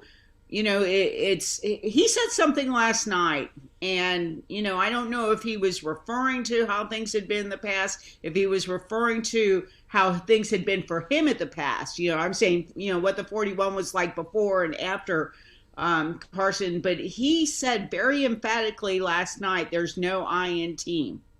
And he really, it seemed like he plugged himself into that situation, but he's willing to absorb what the veterans are willing to offer him because he's a kid. And I think that he had a look of shock last night. He couldn't believe he won at Williams Grove. He couldn't, I don't know if he had an idea, since there are no mirrors of these cars, how close Lance Dewease actually got to him. And so I think that I think last night was pivotal in the development of Carson Macedo. Yeah, for sure. Yeah, when you're standing in Victory Circle at Williams Grove being interviewed by Bruce Ellis, that's a pretty heady experience. The thing about people don't understand is when you go to PA, and we were just there a week or so ago, let me tell you something about those guys up there. Those tracks are so different, and those guys run those tracks all the time, that they have a sizable advantage when you show up. Absolutely. And when you go to Williams Grove, Seelings Grove, Baps, any of those racetracks up there, right? Those guys have a huge advantage because the professional racers that race at a local level, that's what they are, right? Well, it's like going to Knoxville with the guys that run weekly at Knoxville. Because Knoxville is its own beast. It's a big half mile, big sweeping corners. There's a certain way you've got to do it. There's a lot of technique in it. You're right. It's the same kind of thing. And that's why when you see those guys come from PA to Knoxville, a lot of them have success because they understand big track philosophy. No, I mean, anytime you're running against the locals, they're going to have innate knowledge just from repetition of running laps at that track. They're going to understand the way the dirt is better than the guy that just comes in. They're going to know what it's been like the last couple of weeks because, it's going to change from season to season. So they'll have a really good handle on what they need. But it's like, it never fails that, these guys like Macri and Raymer and DeWeese, just they're just right there generally with the Outlaws, and it just comes from experience with those tracks. But it was a lot different at Lincoln Speedway on Wednesday night when Brad Sweet did come up with the victory. He started 14th and finished 14th last night, but Wednesday night at Lincoln Speedway, Brad Sweet was the big winner, and the Outlaws did well at that racetrack. They did, but I Williams Grove is on my short list of places to go because I haven't been there yet, and I just to me it's just one of those iconic dirt tracks, and it just seems like one big family having fun, and there's a race in between, and they take their racing really seriously there, and so it's definitely one of the places that I have on my short list to get to relatively soon. But it's been that way for as long as I can remember in Pennsylvania. Have you been there? I've been to Williams Grove Speedway, yes. And I'll tell you, the only time I was at that racetrack was 1996 for the National Open. Guess who won that night? Lance DeWeese. In 96. Hey, what number was that? It was the number 461, had bricks on the side of the wing on it. Number 461 car. No, I meant what number? He just won. He's going. I don't know what 100. I don't know what number that was at that time, but he's going for 100. That 100 has been pretty elusive for Lance here lately. So, but when Carson Macedo came on the scene, man, everybody thought he was like the next really big deal, didn't they? Yeah. Well, now that wasn't he racing Larson's deal though? Wasn't he running was it Larson or just Larson Mark's car? I think he started out in the 41, didn't he? And then he went to the Larson Mark's car, right? He did. The GoPro car, right? Right. But I mean was it hold on. What was it GoPro with just Shane Stewart in it, or was it GoPro after Shane Stewart left? I think maybe GoPro pulled out after Shane Stewart left. I'm not sure on it. Yeah, but when Jason Johnson lost his life, it was Carson Macedo in that car at Knoxville. Mm-hmm. So it's and it stands to reason why that chemistry. It was obviously there at that time. It's there now. We're seeing it. Yeah. Darlington Raceway. That seemed to be a track where starting position meant a lot. Martin Truex starts 4th, Kyle Larson 14th, and Larson had a speeding penalty during that race, but he certainly seemed fast, but he couldn't get around Martin Truex there at the end of that race. How important was starting up front for Martin Truex at Darlington? Oh, I don't think it was as important as having a badass fast car, Kirk. Yeah. I mean, honestly, his own teammates couldn't catch him. So, the way that they run with that package, he's kind of magic. And I mean, so much so that he was joking that now he's going to have to go home and listen to his father-in-law and his brother-in-law tell him, they're going to change the car again because you stunk up the show, right?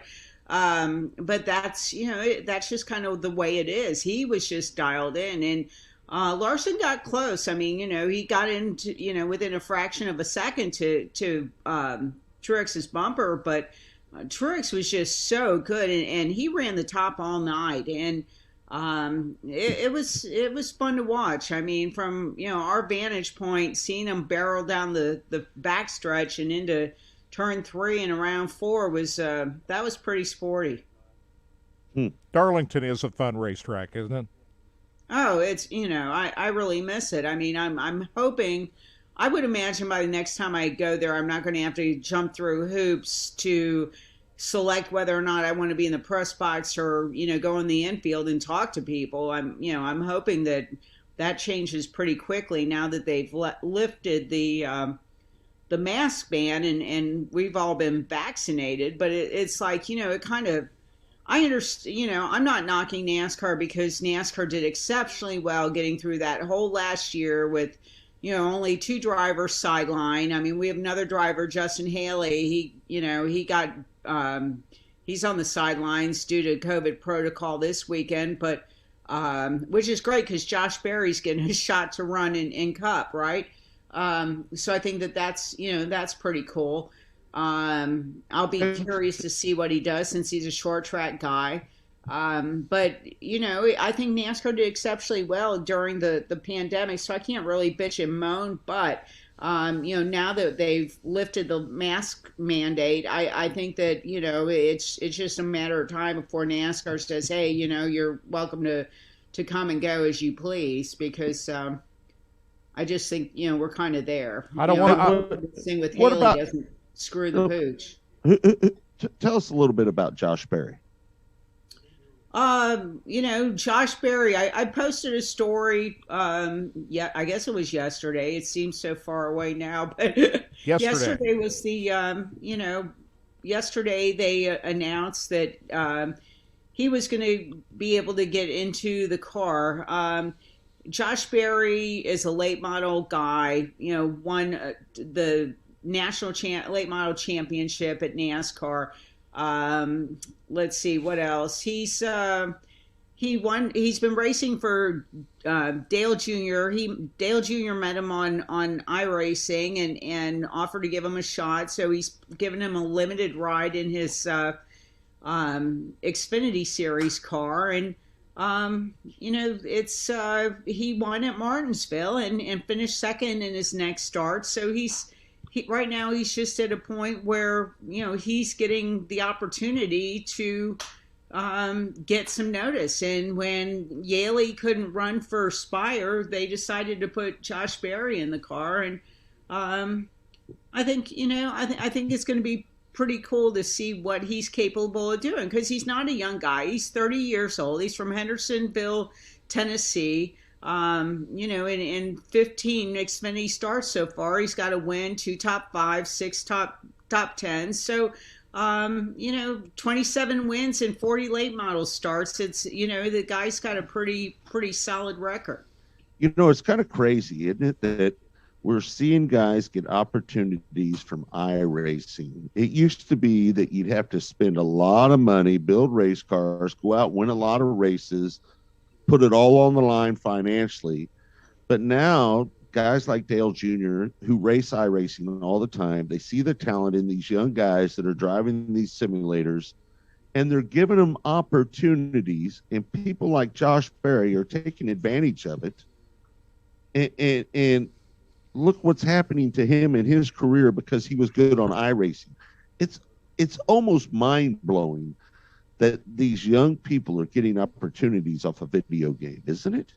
It is, but like I said, he also has the resume to go with it. This, it's one thing to, like TJ Majors, right? TJ Majors raced against Junior, way back when, and they gave him a shot over at JRM, and they thought, well, you're going to be better as a spotter, so he became a spotter, and that's kind of the career path that TJ took from upstate New York, right?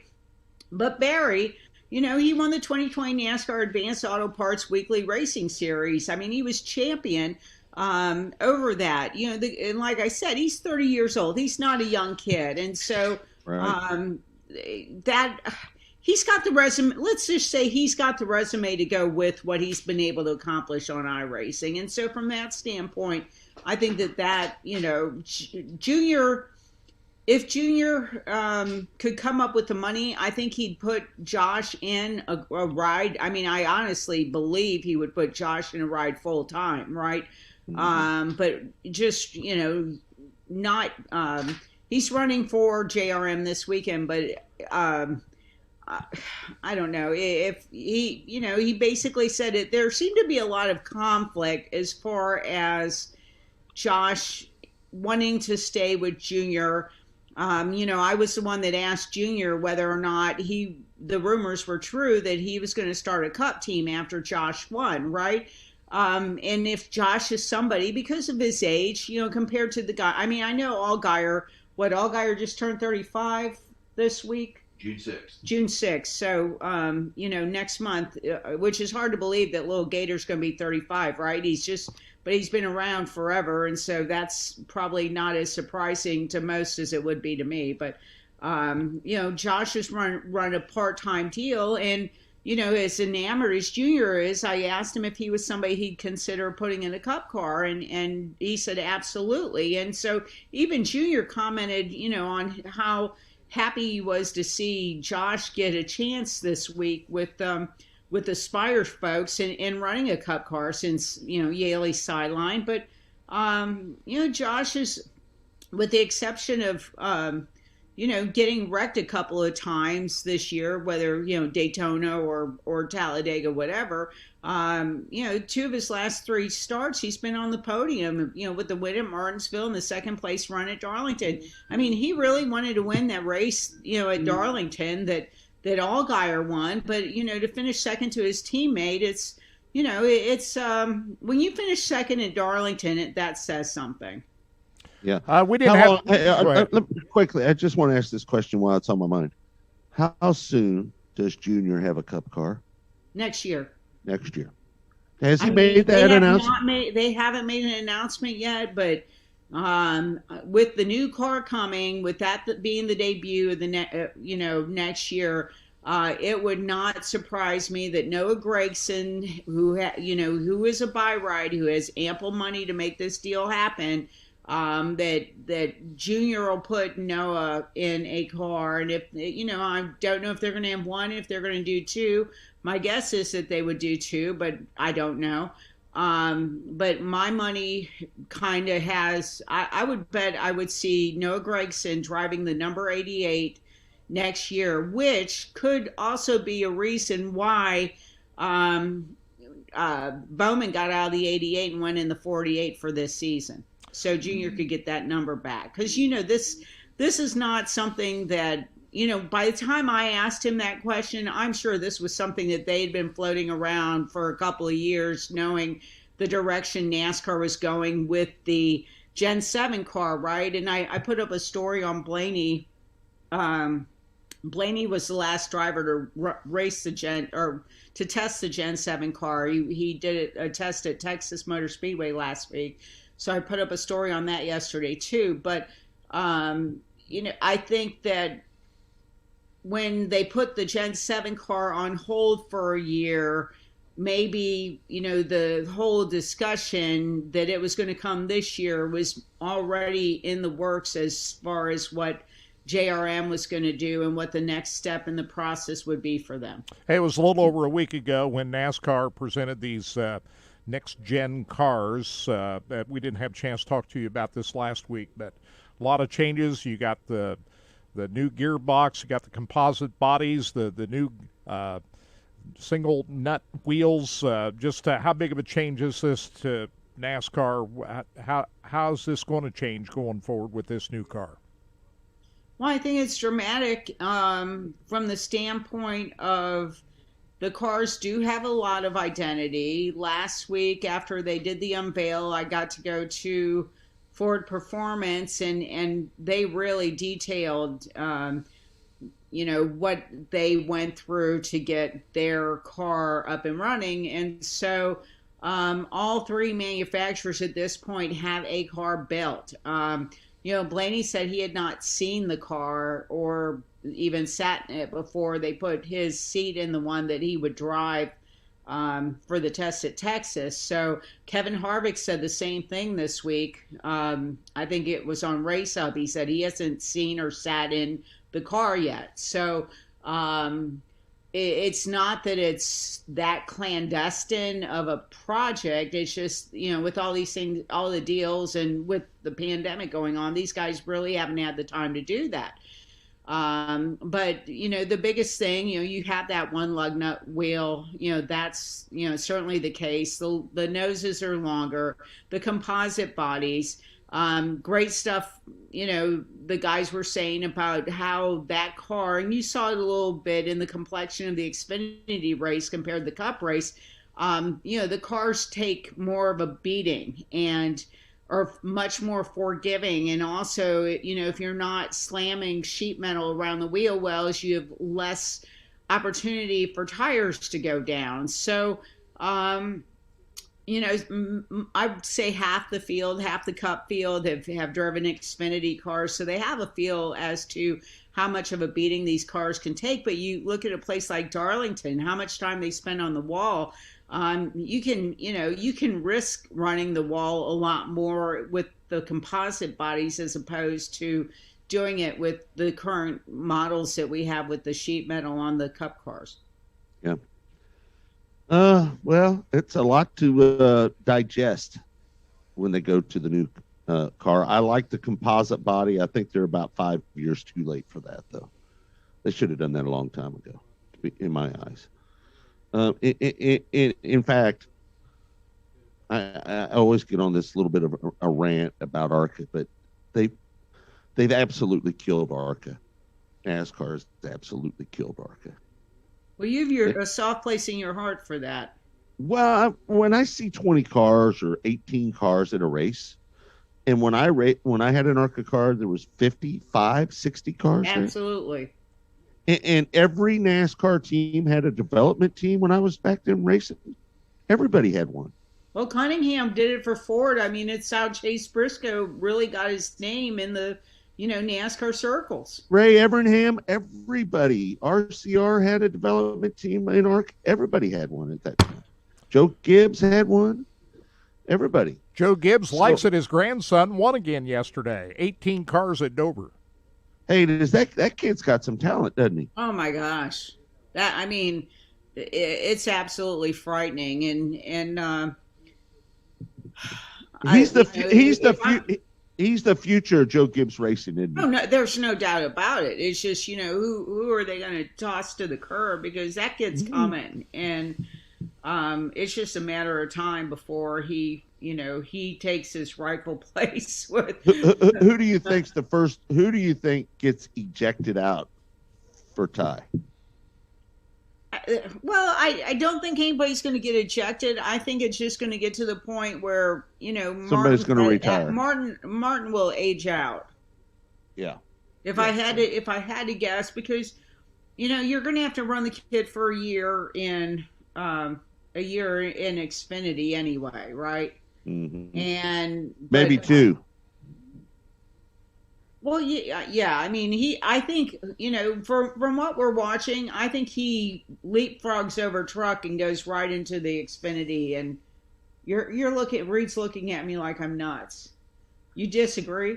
Then he goes to his own team. Well, yeah. Reed says Denny goes to his own team. Oh, yeah, that could be two-car team with Bubba. I would be really curious to see how that contract's written with FedEx, though. That's all I'm going to say. I would be really curious to see how that's written. Because that will affect how the transition from going from Joe Gibbs to his own team, because he's going to need that technical alliance with Joe Gibbs Racing. So that's a slippery slope, right? That's kind of like dating the girl at work, right? It's not a good idea. Yeah. So, but I asked Harrison Burton that question. So with the young Master Gibbs coming up the pipeline, what are your outlook for getting to Cup? Because all these kids think that they're what doesn't stink, and they're in the fast line to get Cup rides. Well, that's all fine and dandy, but then you're sitting there with a roster that has two champions now, and Denny Hamlin, who pretty much owns that sponsor, but really can't take it with him, because, like I said, that would start a hellacious. I don't even know where to begin with that. And then you have Bell, who's supposed to be the future, and if I had to choose Bell over any of the kids that are currently on the Gibbs Xfinity roster, it wouldn't even be a choice. So, right. I don't know. I'm just time will tell. Yes, and I don't have to make those calls. Thank God. Yeah. We can sit here and speculate all day and play armchair quarterback, but I don't have to worry about that stuff. Right. All right, Lee. What do you got coming up on Racing Boys? Well, we're, rolling into Dover, and so we got a lot of fun and games going on at the Monster Mile this weekend. It's the only visit to Dover this year. The only trip to You Dover. know, it was everybody has had that kind of epiphany. You know, all of a sudden you're sitting there and like, oh yeah, they moved their date to Nashville. So, because I said to Reed, we were talking about, you know, actually doing a road trip and going up the Eastern Coast because we've done that before, and it's so picturesque. If you guys ever get an opportunity to do that ride, it's just absolutely beautiful. But you know, it's like, oh, we'll do that in the fall. Well, there is no fall, right? So it's like, oh well, next year. Well, listen. I'm glad Nashville's back. You can go to Nashville. It won't be that far. That was a waste of a good racetrack sitting down there, in my eyes. And I'll be curious to see how the Cup cars run there. And me personally, I have a little fond spot for that place. I bet Kyle Busch does really well. I got a little soft spot for Nashville Super Speedway. I'll bet Kyle Busch does really well there. That was one of the tracks he did well at. Mm-hmm. Okay. Well, after leading 47 laps and losing the lead with leading 47 laps and losing the lead with 9 laps to go with Clint down there. Yeah, that's the race I remember. Clint and him going. That race will that track will always be very special to me. So, all right, Lee, thanks so much for joining us. I appreciate you so much. Well, you guys have fun. I can't wait to see what that track looks like now that you've teased us. Oh man, it's going to be good. I can't wait. And you're the camera guy tonight. I'm going to be you're the camera operator. Yeah, so if you see any screw-ups tonight, it's all on me. So who's calling the race? I'm going to do it all tonight. I'm going to stand on top of the trailer. I'm going to host the broadcast from up on top of the trailer with the camera. And I'm going to stand in front of the camera. Me and Scotty Cook do our open from up on top of the trailer in front of the camera. And then Scotty Cook's going to go down and do his thing, and I'm going to host it from up there with the camera. Brian Holbert does the race calls, so he'll be the guy. How about that? That's awesome. Yeah, I'm ready. Have Deidre send pictures. All right, we'll do it. Okay, see you later, Lee. Thank you. Thanks, guys. Bye. All right. Kirk, before we get out of here, can we show that race from last night? We got Trenton ready too. We got Trenton Berry online. I forgot. Don't forget about let's just do that. He's going to get you. Sorry we're late, Trenton, coming to you. We promised you earlier, but you're on the road already down to Arkansas, right? Come on, don't you guys take a breath? Let's go. I know. Hey man, it's always busy on Saturday mornings here on Track Talk. Sometimes hard to get moving ahead. Trenton, what's going on, man? How was last night at Lakeside Speedway? Was that good? Yeah, I mean, I think by all accounts it was pretty good. I mean, it wasn't the best feature race I've ever seen, but I'll tell you this, they did a phenomenal job getting that racetrack in order. And Derek Ramirez, he ran real well last night, which is no surprise, obviously, but he touched on it in his post race, and the track was good, man. I don't know. I love that place so much, and I don't get to go there, you know, like in the good old times. And I just sure enjoy being there, you know. What happened to Tanner Mullins last night? Go ahead. Hold on. Let me just say this. Let me give a shout out to Bunny Whistler. Right? Working that racetrack out there.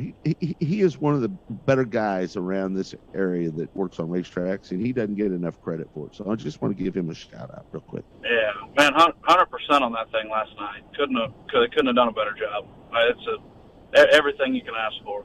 So. Had a great field of cars again too, which I guess, you know, we were kind of talking about that. That was race 7 last night. I guess, man, that's just the new normal and the new reality for what this series is. You know, I don't know of any tour in America that put more on the line, you know, from one year to the next as far as an increase and a total change in structure. And gosh, I'm just fortunate to be the one, you know, able to go to all these races and see all this. What happened to Tanner Mullins last night? He started on the pole. I thought maybe he had something. He drifted back and finished in 14th for us all over. Yeah, and I didn't get to talk to him. I'm going to catch up with him tonight. So, you know, right, great timing. You bring the guy on about the race, and I've got nothing for you. So there you go. That's well, sorry about that. No, you're fine. I don't really know. I know, you know, that late debris caution was because part of his right side, I think it was his quarter panel on the right side, was what was in the track over there in 3 and 4. But I didn't see what led up to it, and I didn't get a chance to talk to anybody after the races. It was, man, we barely skirted the rain out of there and got just a little wet leaving. So that was on everybody's mind last night too. To do everything you could do to try to get out of there. So I didn't get to follow up like I would have liked. Yeah. Trenton, I got to go back to the philosophy and the change in the format and the purses and the amount of races. And I mean, when Todd decided to do this, man, I mean, that it was a radical transition from what he was doing to what he's doing now, paying more money, less races. And it seems like from last night with the big car count, listen, Lakeside had 13 cars the week before, for God's sake, with the A-mods, right? Yeah. You guys roll into town, pays $10,000 to win. You got nearly 50 cars. So I think it was right at 50 cars. 48, something like that. So it appears to me that the philosophy that Todd has is really working for him, isn't it? Man, I'm not the one footing the bill for a team up and down the road, and I'm not the one on the track. But I've been at just as many of these races as anybody in America the past 8-10 years, and I've never seen anything like this. I was my jaw hit the floor the first time. I remember he called me last August. Actually, it was the day we were working. We were putting on our race at Dallas County Speedway last August.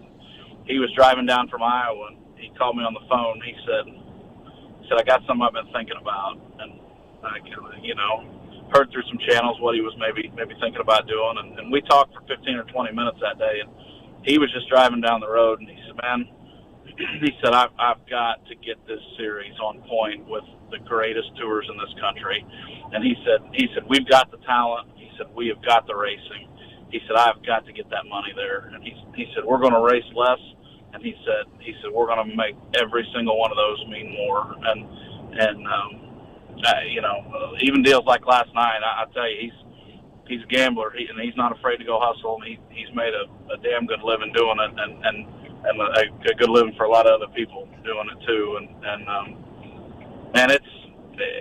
I knew that he was really good, right? Like I've known that for years, and to see this follow through and what he's done, even at this point in his career, I don't know. I mean, you start talking about guys in the Midwestern racetrack promoters. I'm gonna put Emmett Hahn at the top of the list, and I'm gonna put Todd not too far from him. It's absolutely incredible what he's done.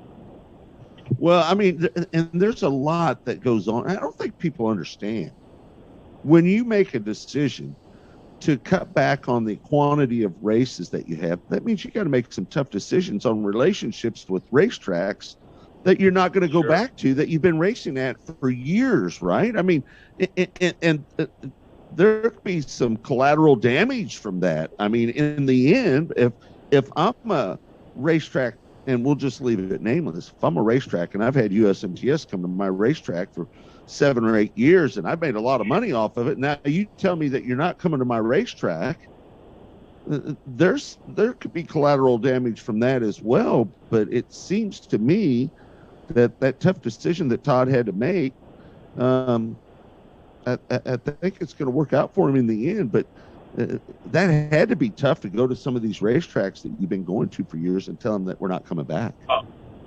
For sure it had to be, and so I'll tell you this, I mean, and I can't, I wasn't on the phone calls with all of them, but as I was told, every place that was on the schedule was offered, and you kind of know not everybody's going to be able to do that. And, some events are better than others, and that's just the way it goes. And I was proud of the way he handled that too, because you're right. I mean, 60, 70 races a year for 15 years has gotten your foot in the door at a lot of places and gotten your brand seen all over America. So, yeah, I mean, it was tough, but I've seen bigger crowds, like you consider them the week-to-week races, even though it's a national tour of that, but, they still have just the week-to-week events that go on there too. And it sure looks to me like it's going well. I don't know. I can tell you from the streaming side, I mean, we're having more people tune in to watch. I know there's more people that care about it, and are paying attention to it than have before. And the social media stuff looks good. And it's a really good time to be involved, and I'm just grateful for what he's done. I think a lot of people want to gripe at the promoters, and I can imagine as a racer, it's easy to get that me first mentality and not really always look at the good picture, but what benefits your race program. I'm just grateful to know the guy and the group and Janet. You talk about guys that don't get enough credit, people that don't get enough credit. Her work behind the scenes is second to none, and she really keeps that thing rolling. And it's a good deal. Hey, Rodney Sanders, it seems like a lot of these races over the past couple of years, he hadn't had really good starting spots. He ran fast, but he'd get mired back in the field on the start. But last night, he starts fifth. He was able to get by Johnny Scott, who I thought Johnny Scott had a fast race car last night. But Sanders was able to get around him, and then something happened to Scott there at the end. He dropped way back and pulled in. But Rodney Sanders, it was important for him to start up towards the front last night at a racetrack he's had so much success at. Thank goodness he doesn't start up front every night, right? Right. It's always fun to watch him come through the field. It's one of the best. Week in and week out, that's the guy that everybody that pulls in the pits to run, you know that you're going to have to outrun Sanders if you're going to have a shot at it. And, he's won a lot of big races there at Lakeside over the years too. He gets around there as good as anybody. And you're right. I thought early on Johnny Scott was going to be the guy to beat. And then you saw, I don't know, it kind of changed there about midway in the race. And you saw how hard Johnny was having to run right up against the wall to keep out in front of Rodney. And you could it just looked like Rodney's car was just a little better. He was able to roll the bottom, the middle, kind of pick where he wanted to go. It seemed like his car was maybe a little better balanced last night for that track condition at that time. And Johnny was really having to hustle to stay in front of him. And you're like, well, you can kind of see where this is headed. Over the years, you've watched Rodney race enough to know,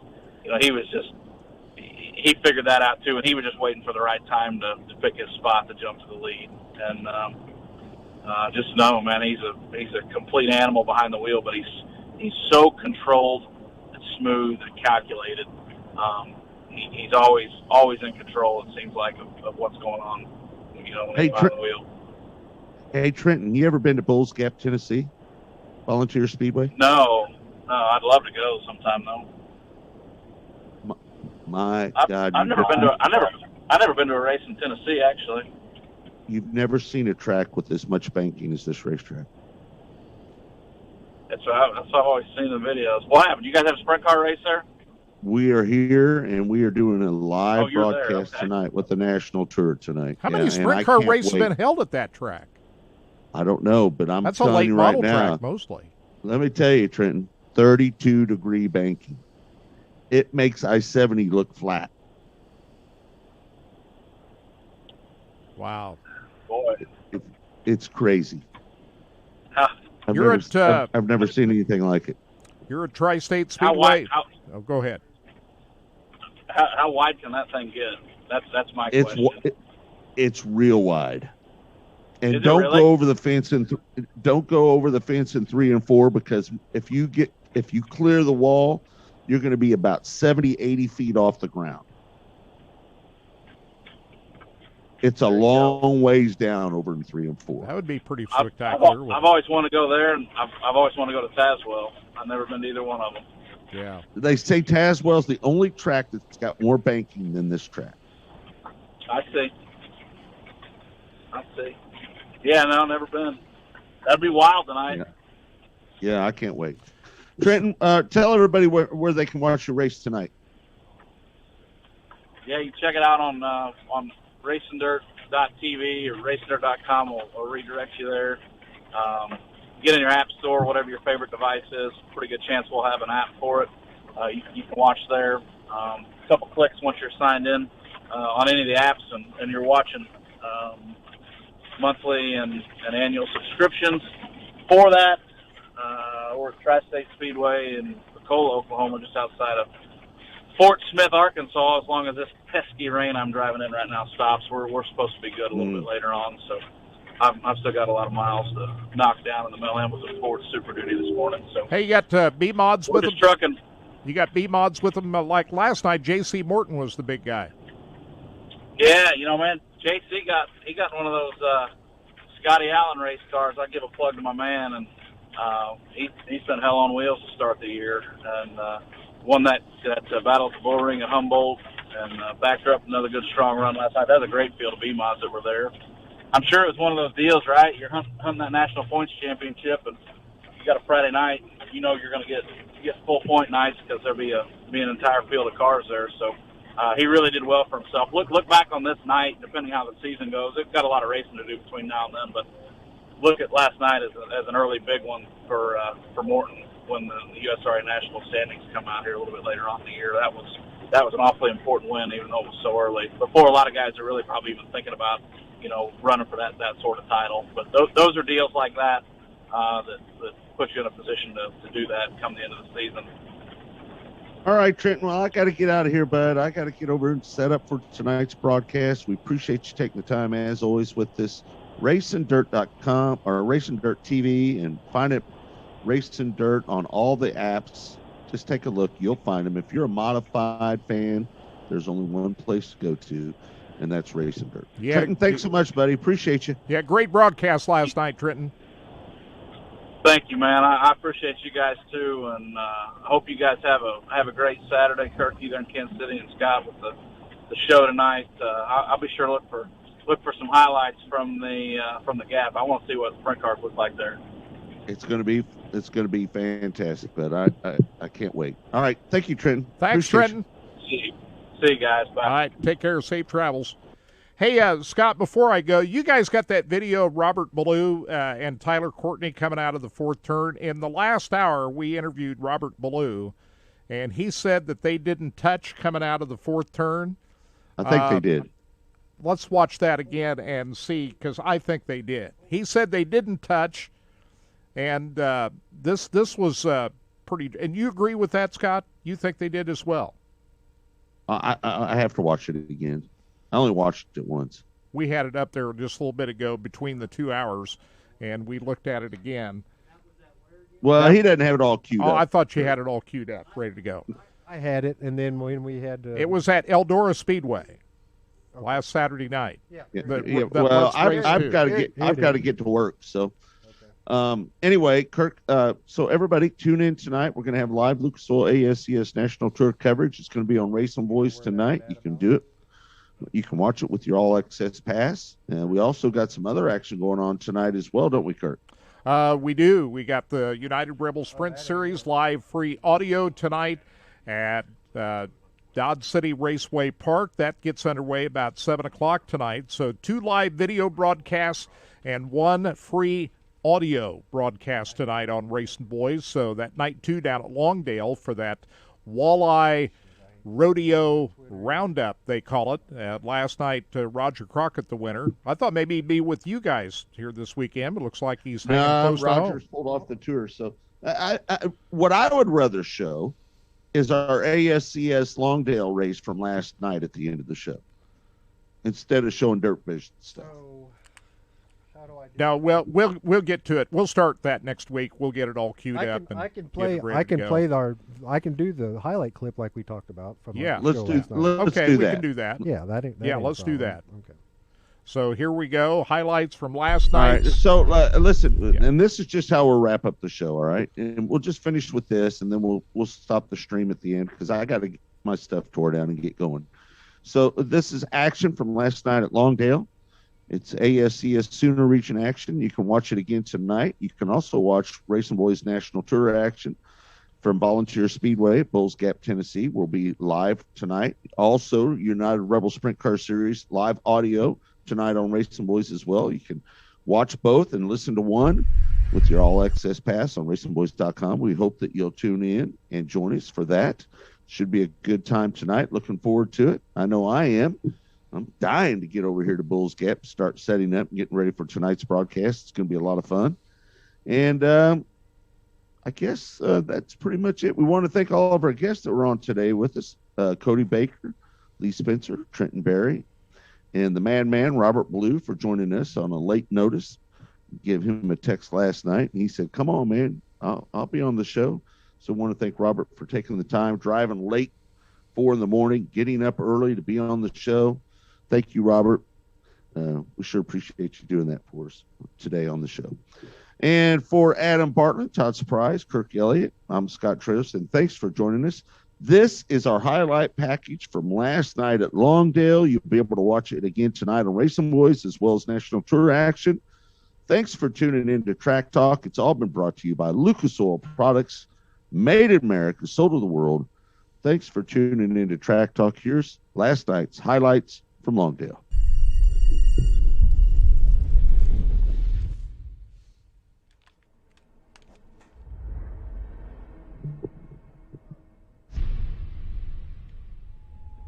Oklahoma ASCS Sooner Region Sprints presented by Smiley's Racing Products. 21 cars for 25 laps in night number 1 of the Walleye Rodeo Roundup. $2,000 on the line.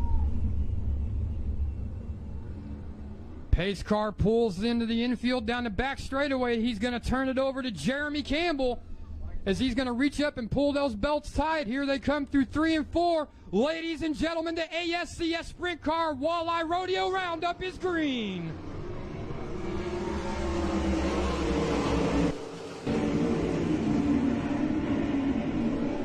Wayne Gastineau is going to be the leader, but here comes Williamson down the back straightaway as they're side by side as they go into turn number 3.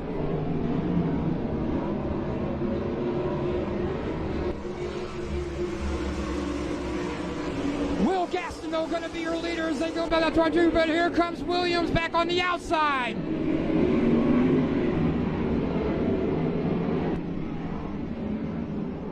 Oh, we got one upside down hard in turns 3 and 4.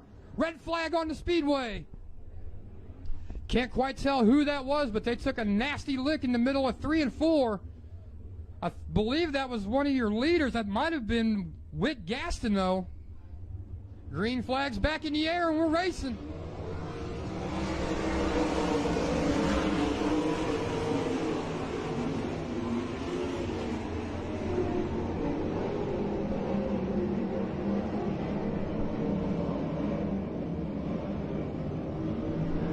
Out of turn number 4, Crockett's still going to be your leader, but here comes, oh, we got one hard over in turn 3 and 4.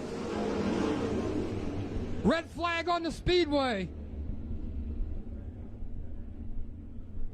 Can't quite tell who that was, but he went over 3 or 4 times getting into turn number 3. Scary ride.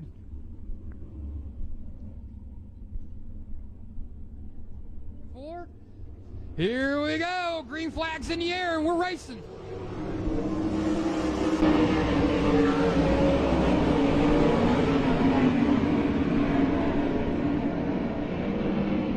Crockett's still your leader down the back straightaway. Burbeck settles into second.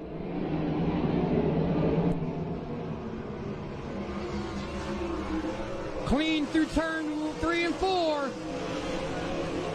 Crockett, Buback, Thomas, Williamson, Clark, Martins, and Timms. Here comes Martin on the outside of Timms, looking to make a move.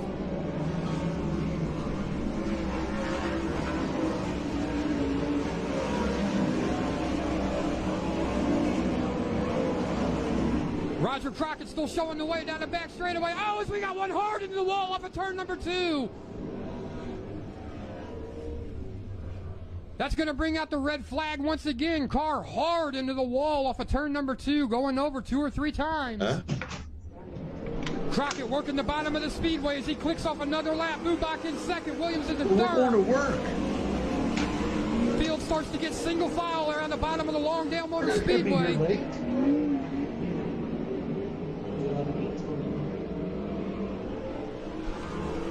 Oh, problems for second place Buback as he pulls into the infield. Something wrong with him.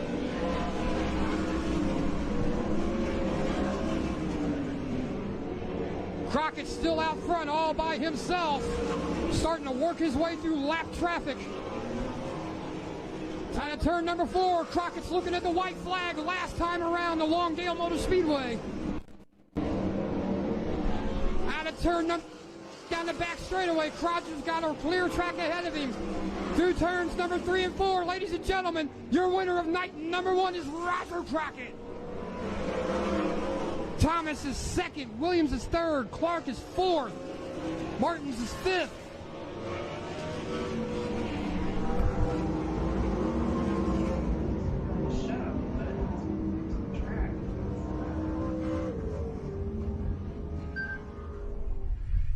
Hello. Hey, bud.